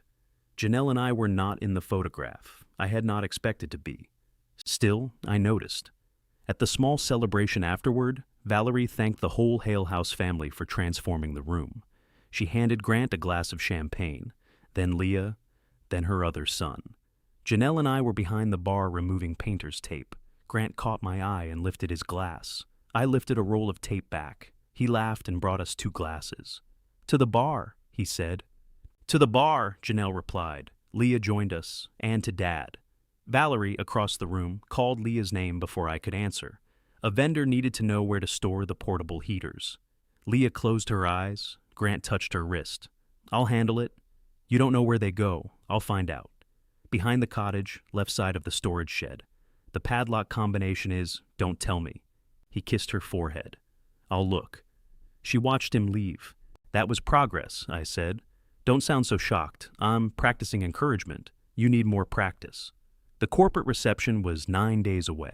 Leah and Grant had reservations to leave the following morning for a 3-night anniversary trip they had postponed twice during the venue's busy season.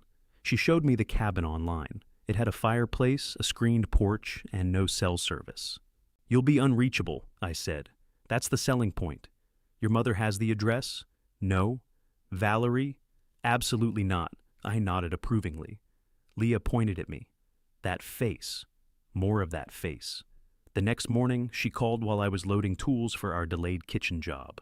We're not leaving today, she said. I put down the toolbox. Why? Grant's brother hurt his back moving the portable heaters. Is he all right? He'll be fine. But he can't handle setup this week, and Grant says he can't leave Valerie short before the reception. You can go without him. I know. Will you? Silence. Leah. I have to go, she said. Valerie's calling. The line went dead. Janelle stood beside the truck holding the job calendar. I looked toward Hale House, though it was miles away. Don't, she said. I didn't say anything. You don't have to.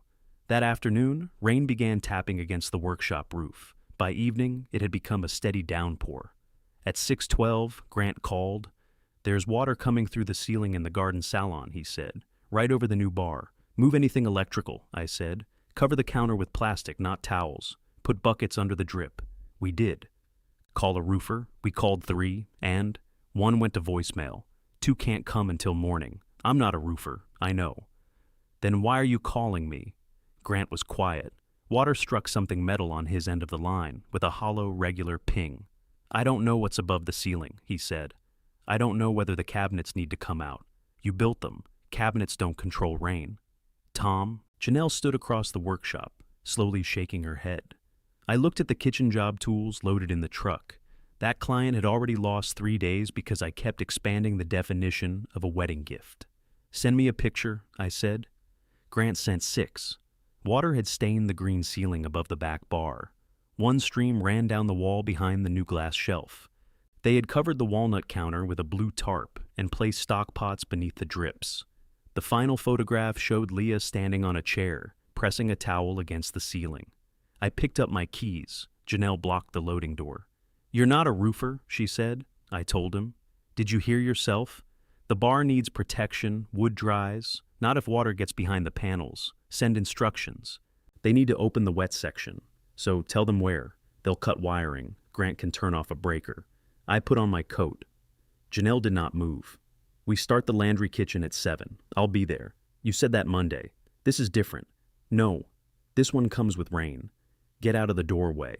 She stepped aside. Hale House glowed through the downpour like a ship refusing to admit it had a leak. Cars crowded the side lot. The canceled tasting had apparently become a dinner anyway. Inside the garden salon, buckets stood in a row beneath the ceiling. Grant was dragging a table away from the wall. Valerie held a folded towel over her head, though no water fell near her. Leah remained on the chair. Get down, I said. I'm holding the towel. The towel isn't repairing anything. It's slowing the drip. It's spreading it sideways. She lowered the towel. Water immediately ran from a crack and struck the tarp. See, she said, get down. She stepped off the chair. I shut off the circuit serving the back wall, removed the bottles and glass shelf, and cut a narrow opening in the ceiling where the drywall had softened. Water poured into a stock pot. Valerie made a sound as if I had wounded the building. Was that necessary? She asked. It was wet. It was also a ceiling. Now it's drainage. Grant laughed once, then stopped when Valerie looked at him. The leak came from somewhere above the low roof connecting the salon to the original inn. I climbed into the shallow attic access and found water tracking along a beam from the exterior wall. The flashing had likely failed. I could redirect the flow and protect the cabinets, but only a roofer could fix it correctly. When I came down, Leah handed me a dry towel. You're bleeding, she said. A nail had scraped my forearm. I had not noticed. It's nothing. That's my line. You use it too often. So do you. She cleaned the scrape with supplies from the emergency kit while I stood beside the bar. Grant held a flashlight. Valerie had gone to reassure the dinner guests that the noise came from a minor maintenance adjustment. Your trip, I said to Leah. She taped gauze over my arm. What about it? You canceled. Postponed. For how long? We haven't decided. Grant lowered the flashlight slightly. My brother can't do setup. Your brother injured his back. Right. What does Leah have to do with that? Leah pressed the tape harder than necessary. I can help with the vendor schedule. I asked her not to, Grant said. But if I leave you here while we go sit in a cabin, I'll spend the whole trip feeling guilty. That sounds restful. Dad? Grant switched off the flashlight. This isn't permanent. We get through the reception, then things go back to normal. I looked at Leah. She looked away. By midnight, I had installed plastic behind the back bar, redirected the water into a tub, and covered the cabinet faces. Grant helped the whole time. Leah dried the floor and answered Valerie's questions until Valerie finally went home. Thank you, Grant said as I packed my tools. Get the roof repaired tomorrow. We will. Properly? Yes. Not a patch. He nodded. The roofer came the following afternoon. He could not replace the flashing before the reception, but he applied a temporary seal and promised to return the next week. Valerie called the temporary seal resolved. The rain stopped. For 6 days, Hale House remained dry. I went back to the Landry kitchen, where Mr. Landry stood amid unopened appliance boxes and asked whether he needed to hire someone else. He was not rude. That made it worse. No, I said. We finish Friday. He looked at Janelle. She nodded because her words still meant something. In the truck afterwards, she said, Friday means Friday. I know. No Hale House. I know. No shelves, latches, rails, toilets, weather events, emotional reunions, or imaginary pianos. I said I know. We have 2 people on payroll waiting for us to finish so they can start the next installation. I'm aware. Are you? Because I'm starting to feel like your daughter. I looked at her. That was low, she said. It was also true. We worked 12-hour days and finished the Landry kitchen at 4:30 Friday afternoon. Mr. Landry ran his hand along the island, opened every drawer, and said it was worth the wait. I thanked him. I did not agree. The reception was Saturday. At 5 that evening, clouds gathered again. By 7, rain hammered the metal awning over our loading door. I called Grant. How's the ceiling? Dry. Check the attic. I did. Check again. Tom, it's fine. At 8:16, Leah called. I answered on the first ring. The ceiling opened, she said. Behind her, people shouted. Something crashed. How bad? Part of it came down over the back counter. Nobody was in the room. Is the bar damaged? I don't know. There's water everywhere. Where's Grant? Moving furniture. Valerie? Crying. Get everybody out of the room. Turn off the circuit. Don't stand under the ceiling. We need you. I closed my eyes. Janelle stood beside the finishing table, coat already on. She had heard enough. "I'll bring plastic and the wet vacuum," I said. "Thank you." The garden salon looked as though a storm had formed inside it. A section of ceiling 6 feet wide hung over the bar. Wet drywall covered the tarp. Water ran down the green wall in silver lines. Leah wore hospital clothes under a rain jacket. She had come directly from work again. Grant and his brother were carrying chairs into the main hall. His brother moved carefully, one hand pressed to his lower back. Valerie stood in the doorway with both hands over her mouth. "The cocktail hour is at 5 tomorrow," she said when she saw me. "I know what time it is. Can we save the room?" "Not for guests." Her hands dropped. "We have 110 people coming. You have other rooms. The main hall is set for dinner. The east room is too small. Then reduce the cocktail setup. We advertise the new salon. It has no ceiling." She looked at Leah. "Tell him." Leah stared at the hanging drywall. "Can we put up a temporary partition?" "Maybe, and cover the damage section." "Maybe. How long?" "With enough people, all night." Valerie exhaled in relief. I had not agreed. I had answered a technical question. Grant came back into the room, soaked at the shoulders. "We can do it," he said. "Tell us what you need. I need to remove the loose ceiling, pull the wet insulation, dry the wall, check the cabinet anchors, build a partition, and relocate the service area. I'll call everyone." "Everyone who?" "My brother, catering staff, Mom's handyman. Your brother can barely stand. He can do light work. He should go home." Grant's expression hardened. "We don't have that luxury." Leah took off her rain jacket. "I can run the wet vacuum." "You work today," I said. "I'm fine." "You said that in the car. We don't have time for this." "No, you don't." She grabbed the vacuum hose. Grant's phone rang. He answered, listened, and said, "No, don't cancel them. We'll be ready." He ended the call. "The rental company wants confirmation for the cocktail tables." "Tell them East Room," I said. "Mom says it won't fit." "Your mother is wrong." Valerie appeared beside him. "The East Room has no flow. It has a ceiling." She turned to Leah. "If we move the registration table into the corridor and put the heaters on the terrace." "The terrace is uncovered," Leah said. "We have tents. The tents are at the storage company. I thought Grant's brother collected them." Everyone looked at Grant's brother. He closed his eyes. "Portable heaters." I collected the heaters. Valerie made a strangled sound. Leah reached for her phone. "I'll call." Grant touched her arm. "I'll do it." "You don't know which company." "Tell me the name. I'll call. It's faster." He let go. The room filled with motion. Grant carried debris. His brother unfolded tables despite the pain in his back. Valerie made lists. Leah ran the vacuum while arranging tents by phone. I began removing wet drywall. At 10, Janelle arrived with 2 folding work lights and a stack of plywood. She took in the room, the buckets, Leah, and my open toolbox. "The laundry punch list is at 8 tomorrow," she said. "I know. We also have the restaurant delivery. I know. You planning to be there?" "Yes." She looked at the ceiling. "Then we leave by midnight." Valerie overheard. "Midnight? We'll never finish." Janelle turned to her. "That isn't our event. It is Tom's work. The bar survived. The roof didn't." Leah switched off the vacuum. "Can everyone stop arguing?" "We're not arguing," Valerie said. "We're solving." Janelle looked at me. She did not have to say anything. I had promised Friday, then I had promised Saturday morning. Every rescue created the next emergency by teaching the Hales that rescue would come. I looked at Leah. Damp hair clung to her face. Her hands trembled as she coiled the vacuum cord.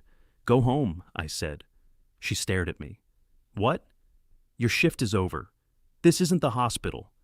"Exactly. We're in the middle of something. You're always in the middle of something here." "Dad, please." Grant came over. "We need her." The honesty of it ended something in me. "No," I said. Valerie stepped closer. "This is not the time to make a point." I set my hammer in the toolbox. "I'm not making a point." I closed the lid. Leah's face went white with anger. "You cannot leave now." "Yes, I can." "You said we could build a partition." I said it was possible, and you're the one who knows how. "So, call the carpenter who maintains the property." "He retired. That was 6 months ago. You had time to replace him." Valerie's mouth tightened. "You're punishing all of us because Leah chose her husband." I looked at her. "This is not about whom she chose. It is always about that with you." Leah stepped between us. "Stop. Both of you." I picked up the toolbox. She grabbed the handle. You always decide what lesson everyone needs. The words brought me back to a wedding hallway, to a letter hidden in a desk, to every silence I had called restraint. You're right, I said. Her grip loosened slightly. I came here because I saw what they were asking from you, and I decided I could save you without asking whether you wanted to be saved. Then don't make this about me. I'm leaving because I won't help them use either of us. You're leaving me here? No. You're choosing to stay. Rain struck the windows.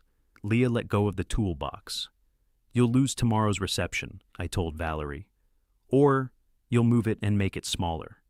Those are the choices your roof left you. Grant stepped forward. Tom? I looked at him. He had no polished speech, no apology, only exhaustion and anger. If you walk out, he said, don't expect us to forget it. I lifted the toolbox. That, I said, is exactly why I have to. Then I walked through the garden doors and into the rain. Janelle caught up with me halfway across the lawn. Give me the keys, she said. I can drive. You're carrying a toolbox in one hand and a grudge in the other. I'm not angry. You walked through a flower bed. I looked down. Mud covered one boot to the ankle. She took the keys from my pocket. We loaded the tools in silence. Through the garden salon windows, I saw Grant pull the loose ceiling down. His brother held a trash bin beneath it. Valerie stood with her phone against one ear, pointing toward the east room. Leah was not visible. Janelle started the truck. Do you think she'll follow? I don't know. Do you want her to? Yes. Was that why you left? No. She waited. Not only, I said. That's what worries me. Rain blurred Hale House in the side mirror. I watched until the building vanished behind the trees. At my house, Janelle parked beside the Subaru's old place and handed me the keys. We start at 7, she said. I'll be there. If she calls, I'll answer. If the venue calls, I won't. If she calls from the venue, I looked at her. That's the difficult one, she said. I know. She drove away in her own car. I carried the toolbox into the workshop, removed every wet tool, wiped them down, and arranged them on the bench. The work took 17 minutes. I stretched it to 30. At 11:23, headlights crossed the workshop wall. Leah's Subaru pulled into the driveway and stopped at almost the same crooked angle as the morning she returned. She shut off the engine but did not get out. I stayed inside. 3 minutes passed, then 5. At 7, I went to the side door but did not open it. At 9, she stepped out. Her hospital clothes were soaked below the knees. She had removed the Hale House apron. The wedding ring was still on her hand. You left me, she said when she entered. Yes, I hate that you made me choose in front of them. I didn't mean to. You did, though, yes. She stood near the door, dripping onto the concrete. What happened? I asked. You're not allowed to ask that like you don't care what answer you get. I care. Then look like it. I don't know how. That has been established. I took a clean shop towel from the shelf and handed it to her. She wiped her face. I stayed 20 minutes, she said. Maybe 25. I called the tent company. They could bring 2 tents by noon. Valerie wanted them at 8. That sounds like Valerie. Grant started moving the cocktail tables into the east room. I told him the room could hold 60 if they removed the lounge furniture. It can. He said you were right about the room. That surprised me. Then he said, if I walked out too, we'd lose the reception. The reception would change. That's what I said. She twisted the towel in her hands. Valerie told me people were depending on us. I asked her why that always meant me. What did she say? That I was emotional. I leaned against the bench. Grant told her to stop, Leah continued. Then he asked me to stay another hour. There was the whole marriage in 2 sentences. What did you do? I asked. I put the vendor list on the counter and told him the rental coordinator's number was at the top. Valerie said I was abandoning the family. Grant said I was choosing you. Her mouth trembled with anger. I told him I wasn't choosing you. I was choosing not to be the person who made this possible. I wanted to tell her that was brave. I wanted to hold her. Both responses felt like taking credit. So I left, she said. And then I drove here, which weakened the message. You can go anywhere you want. I know. Do you? She threw the wet towel onto my bench. Do not start being wise now. It's insulting. I'm sorry. And stop apologizing like that. I'm sorry. She stared at me. That one was bad on purpose, I said. A laugh escaped her before she could prevent it. She covered her face with both hands. I stepped closer but stopped beyond arm's reach. Do you want me to say something? I asked. Or do you want me to stand here? She lowered her hands. I don't know. I can do both badly. Stand. I stood. After a moment, she leaned forward and rested her forehead against my chest. I placed one hand between her shoulder blades. She cried without sound. The reception happened without us. Janelle and I completed the Landry punch list at 8 and delivered the restaurant hostess stand before noon. At 12:30, my phone rang with Grant's name. I let it ring. At 12:32, he called again. At 12:35, Leah texted, "You can answer him. I'm at home. We're talking tonight." I called Grant back. "What?" I said. His voice sounded distant beneath music and conversation. "Do you know where the extra cabinet keys are? Top drawer behind the bar. They're not there." Then Valerie moved them. Mom says she didn't. The right side drawer, top right, yes.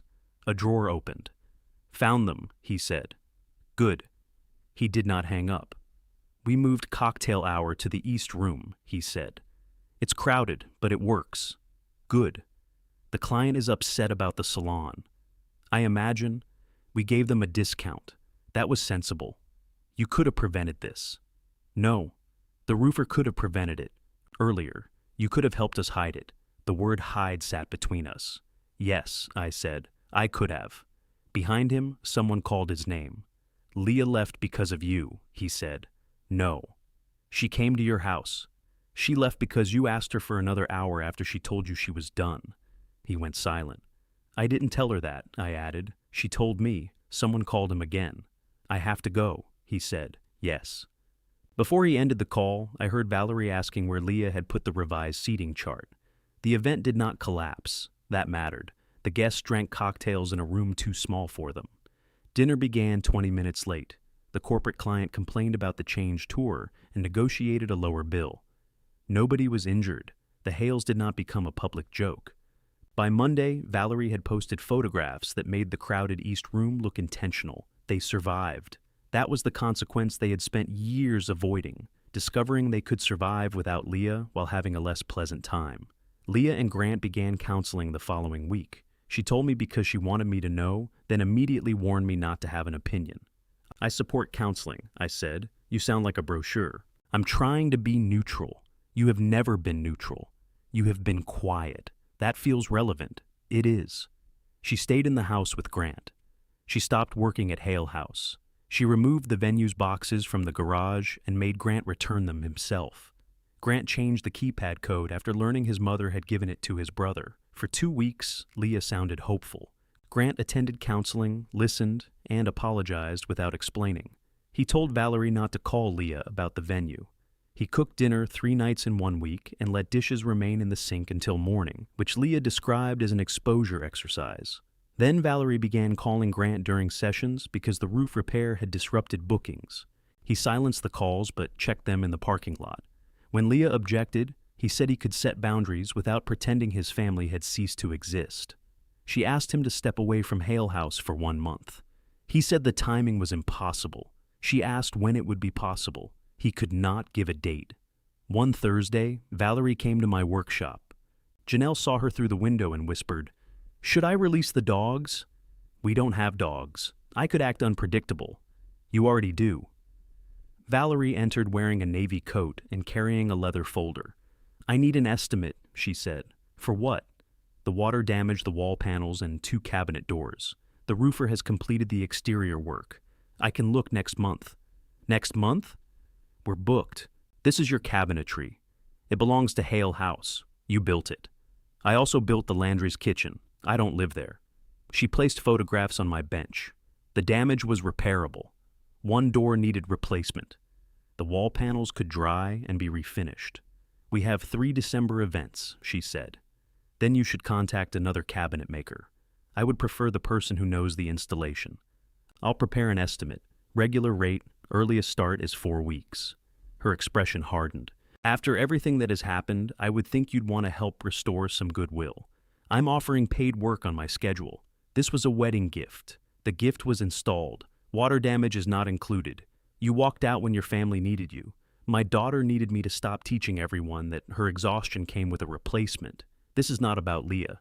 It never is when you ask for something. Janelle became intensely occupied with a drawer slide. Valerie gathered the photographs. You're punishing us? No, I'm charging you. That's the same thing to men like you. Then hire a man unlike me. She left with the folder under her arm. Janelle waited until the door closed. 4 weeks? We are booked. We could fit it in after Thanksgiving. I know. You're learning? I dislike your tone. Growth is uncomfortable. That night, Leah called from her car. I heard turn signal clicks behind her voice. Do you want advice or company? I asked. Did a therapist give you that? Janelle. That explains why it sounds threatening. Which one? Company. All right. Grant had missed counseling. Valerie needed him at a menu dispute. He had texted the therapist but not Leah. He says it was an emergency, she said. What do you think? I think their emergencies are just plans that happen loudly. I waited. She drove for a while without speaking. Then she said, He wants me to apologize for leaving the night of the reception. Do you want to? No. Then don't. That was advice. You're right. Do better. I listened to the turn signal. He says we can't heal if I refuse to admit the ways I've hurt him. That can be true even if he's using it badly. That was also advice. I'm struggling.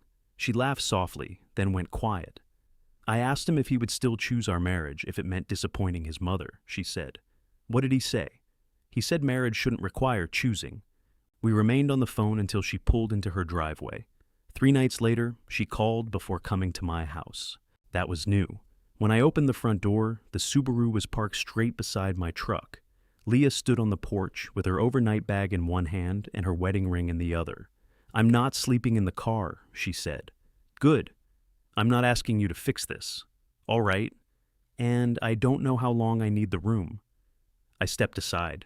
This time, she said, I'm leaving him. I stepped aside. Leah entered and set the overnight bag in the hall. She still held the ring pinched between her thumb and forefinger. Do you want tea? I asked. No. Food? No. Advice or company? Neither. That option wasn't on the menu. I'm expanding it. She went down the hall and closed the guest room door. The lock clicked.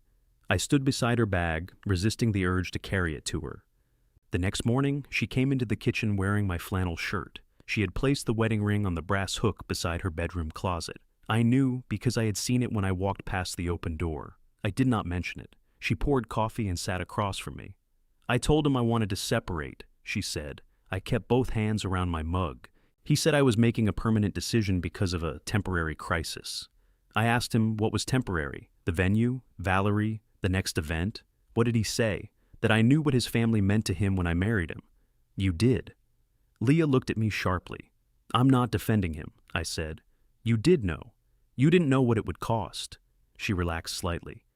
I told him I never asked him to abandon them. I asked him to stop abandoning me politely. That was a good sentence. I did not tell her so. He says he'll keep going to counseling, she continued.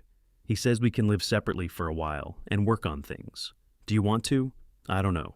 All right, you don't have to sound pleased. I'm not pleased. You don't look upset. I'm trying not to influence you. You look constipated. I'm new at this. She rubbed both hands over her face. I need to go to work. You slept 4 hours. I've worked on less. That does not make it a good idea. I can't call out because my marriage is failing. You could call out because you're exhausted. She stood. You see? This is how it starts. You ask what I want, then keep going until I want the sensible thing you already chose. I put my mug down. You're right. I wish you'd stop doing that. Doing what? Improving in real time. It's hard to stay angry. I can argue if it helps. She almost smiled. I'm going to work, she said. Drive carefully. That was an acceptable father sentence. I wrote it down on the grocery pad after she left. Grant came that evening. This time, he parked in the driveway instead of across the street. He did not bring flowers. He carried a garment bag, a small suitcase, and the gray winter coat Leah had forgotten. I opened the front door. I'm here to see my wife, he said. I assumed. Is she home? Yes. I stepped aside. Leah came from the kitchen. She had asked me not to intervene, monitor, listen at the door, or stand at my own window claiming property rights. I took those instructions seriously. I went to the workshop. For 40 minutes, I did not look toward the house. I sharpened 3 chisels that did not need sharpening. I reorganized sandpaper. I read the label on a can of finish in 2 languages. The workshop door opened. Grant stood there alone. She wants me to leave, he said. I set down the can. I'm leaving, he added. I just wanted you to know I'm respecting what she asked. All right. He glanced around the shop. His eyes settled on the shelf where the returned brake parts had once sat. You got what you wanted. No. You warned me at the wedding, she left me, and now she's living in your house. If I got what I wanted, she'd be happy, and you'd know how to disappoint your mother. His face hardened. That was cruel, I said. It was also what you meant. Yes. He sat on the stool beside the assembly table. I did not invite him to. I also did not make him stand. She makes it sound simple, he said. Don't answer. Don't go. Let Mom handle it. But you don't know what that place was like before we took over. My mother kept it running when my father checked out of everything but the photographs. She worked every weekend for years. Then she should know what it costs. She does know. That's why she expects us to do it too. That isn't a virtue. It is in my family. Rain from his shoes darkened the concrete. When Mom calls, he said, I don't hear one request. I hear every time she kept the lights on, every holiday she spent at the venue, every problem she solved before I knew it existed. And when Leah says no, I hear your voice telling me I'm using her. That sounds unpleasant. It is. Stop making it true. He looked at me with open dislike. I had earned some of it. You think you're different, he said. But Leah spent years managing your silences. At least my mother asks out loud.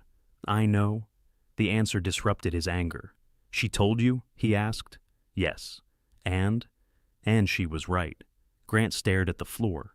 I'm not the man to tell you how to save your marriage, I said. I made my daughter carry messages between me and her mother, then congratulated myself for never speaking badly about Denise. What am I supposed to do? Don't ask me. He looked up. Ask Leah, I said. Then believe the answer before you negotiate it into something easier. She wants me to step away from Hale House. For a month. That place could fall apart in a month. It survived a damaged roof and a corporate reception without her. Barely, but it survived. He stood. I love her. I know. I don't want this. I know that too. He walked to the door, then turned. She'll forgive you for anything. No, I said. She forgives me when I admit what I did. I used to think those were the same. Grant left. Leah and I did not discuss the conversation. She had asked me to stay out of her marriage, and reporting what her husband said in my workshop would have been another way to stand inside it while pretending I was near the door.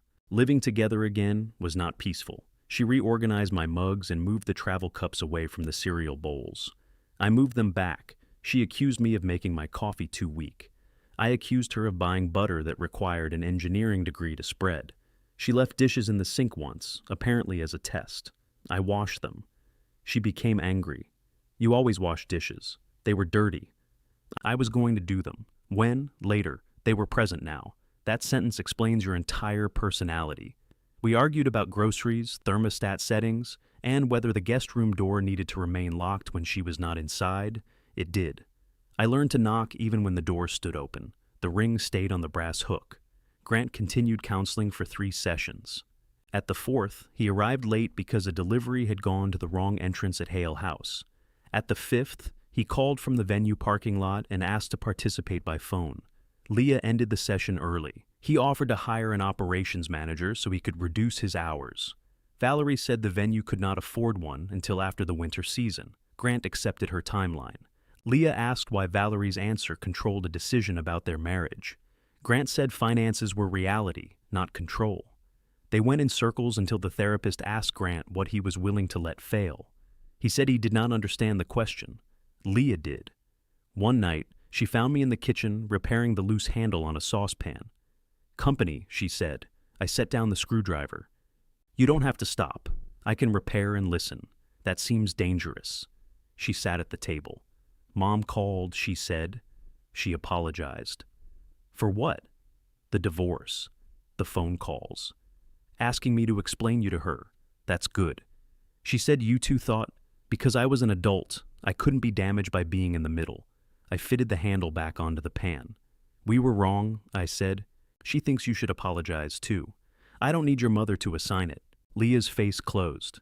I put down the screwdriver. See, she said, one mention of Mom, and you turn everything into jurisdiction. You're right. Stop saying that and do something. So, I sat across from her. I'm sorry I made you responsible for my feelings about your mother, I said. I'm sorry I called you to find out whether she was angry because I was too proud to call her. I'm sorry I treated your calm like proof that you weren't hurting. Leah stared at the table. I liked that you were easy, I continued. You didn't ask much, you solved things. I praised you for needing nothing because it made me feel like a good father. Her eyes filled. I'm sorry I helped teach you that being useful was the safest way to be loved. She wiped her cheek with the heel of her hand. You did love me, she said. I did. I do. Then why was it so hard to call after the wedding? Because you told me to go, and part of me believed respecting you meant staying gone. That's not all? No. I looked at the repaired saucepan between us.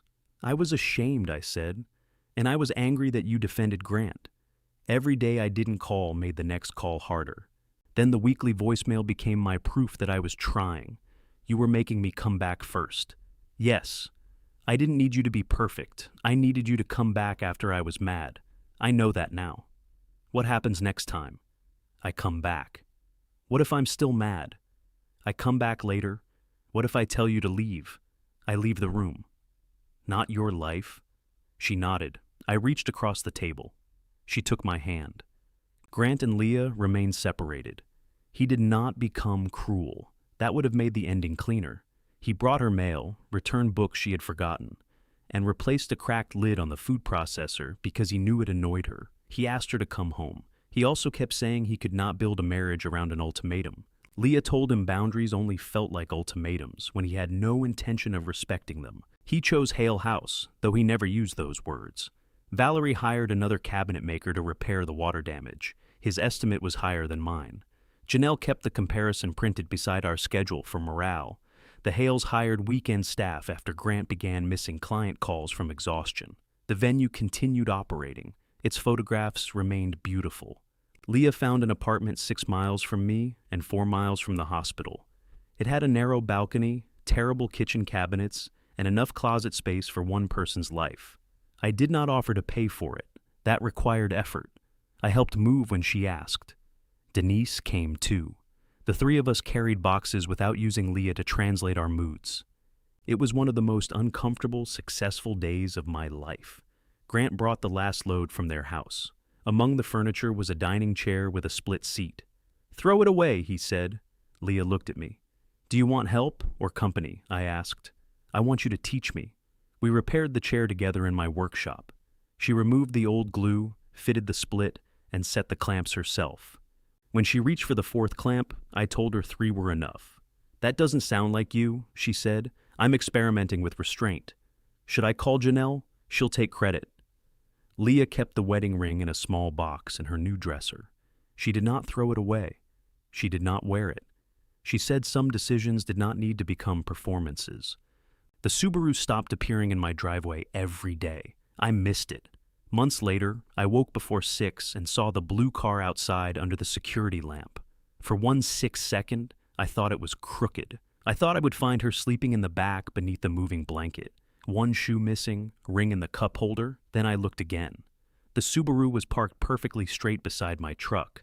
Coffee drifted down the hallway. I found Leah in the kitchen using her old key, moving my travel mugs away from the cereal bowls. "You broke in," I said. "I used a key." "You reorganized," I corrected. She handed me a mug, milk and 1 sugar. "What are you doing here?" "You promised me breakfast." "I did?" "Sunday. 7:12. I left a voicemail. I looked at the clock. "It's 6:14. I know. I wanted to make sure you were ready. That feels intrusive. It's hereditary." She smiled. Her left hand was bare. It no longer looked like evidence of anything. I took the coffee. "Give me 10 minutes, I said. "I'll wait." "You don't have to."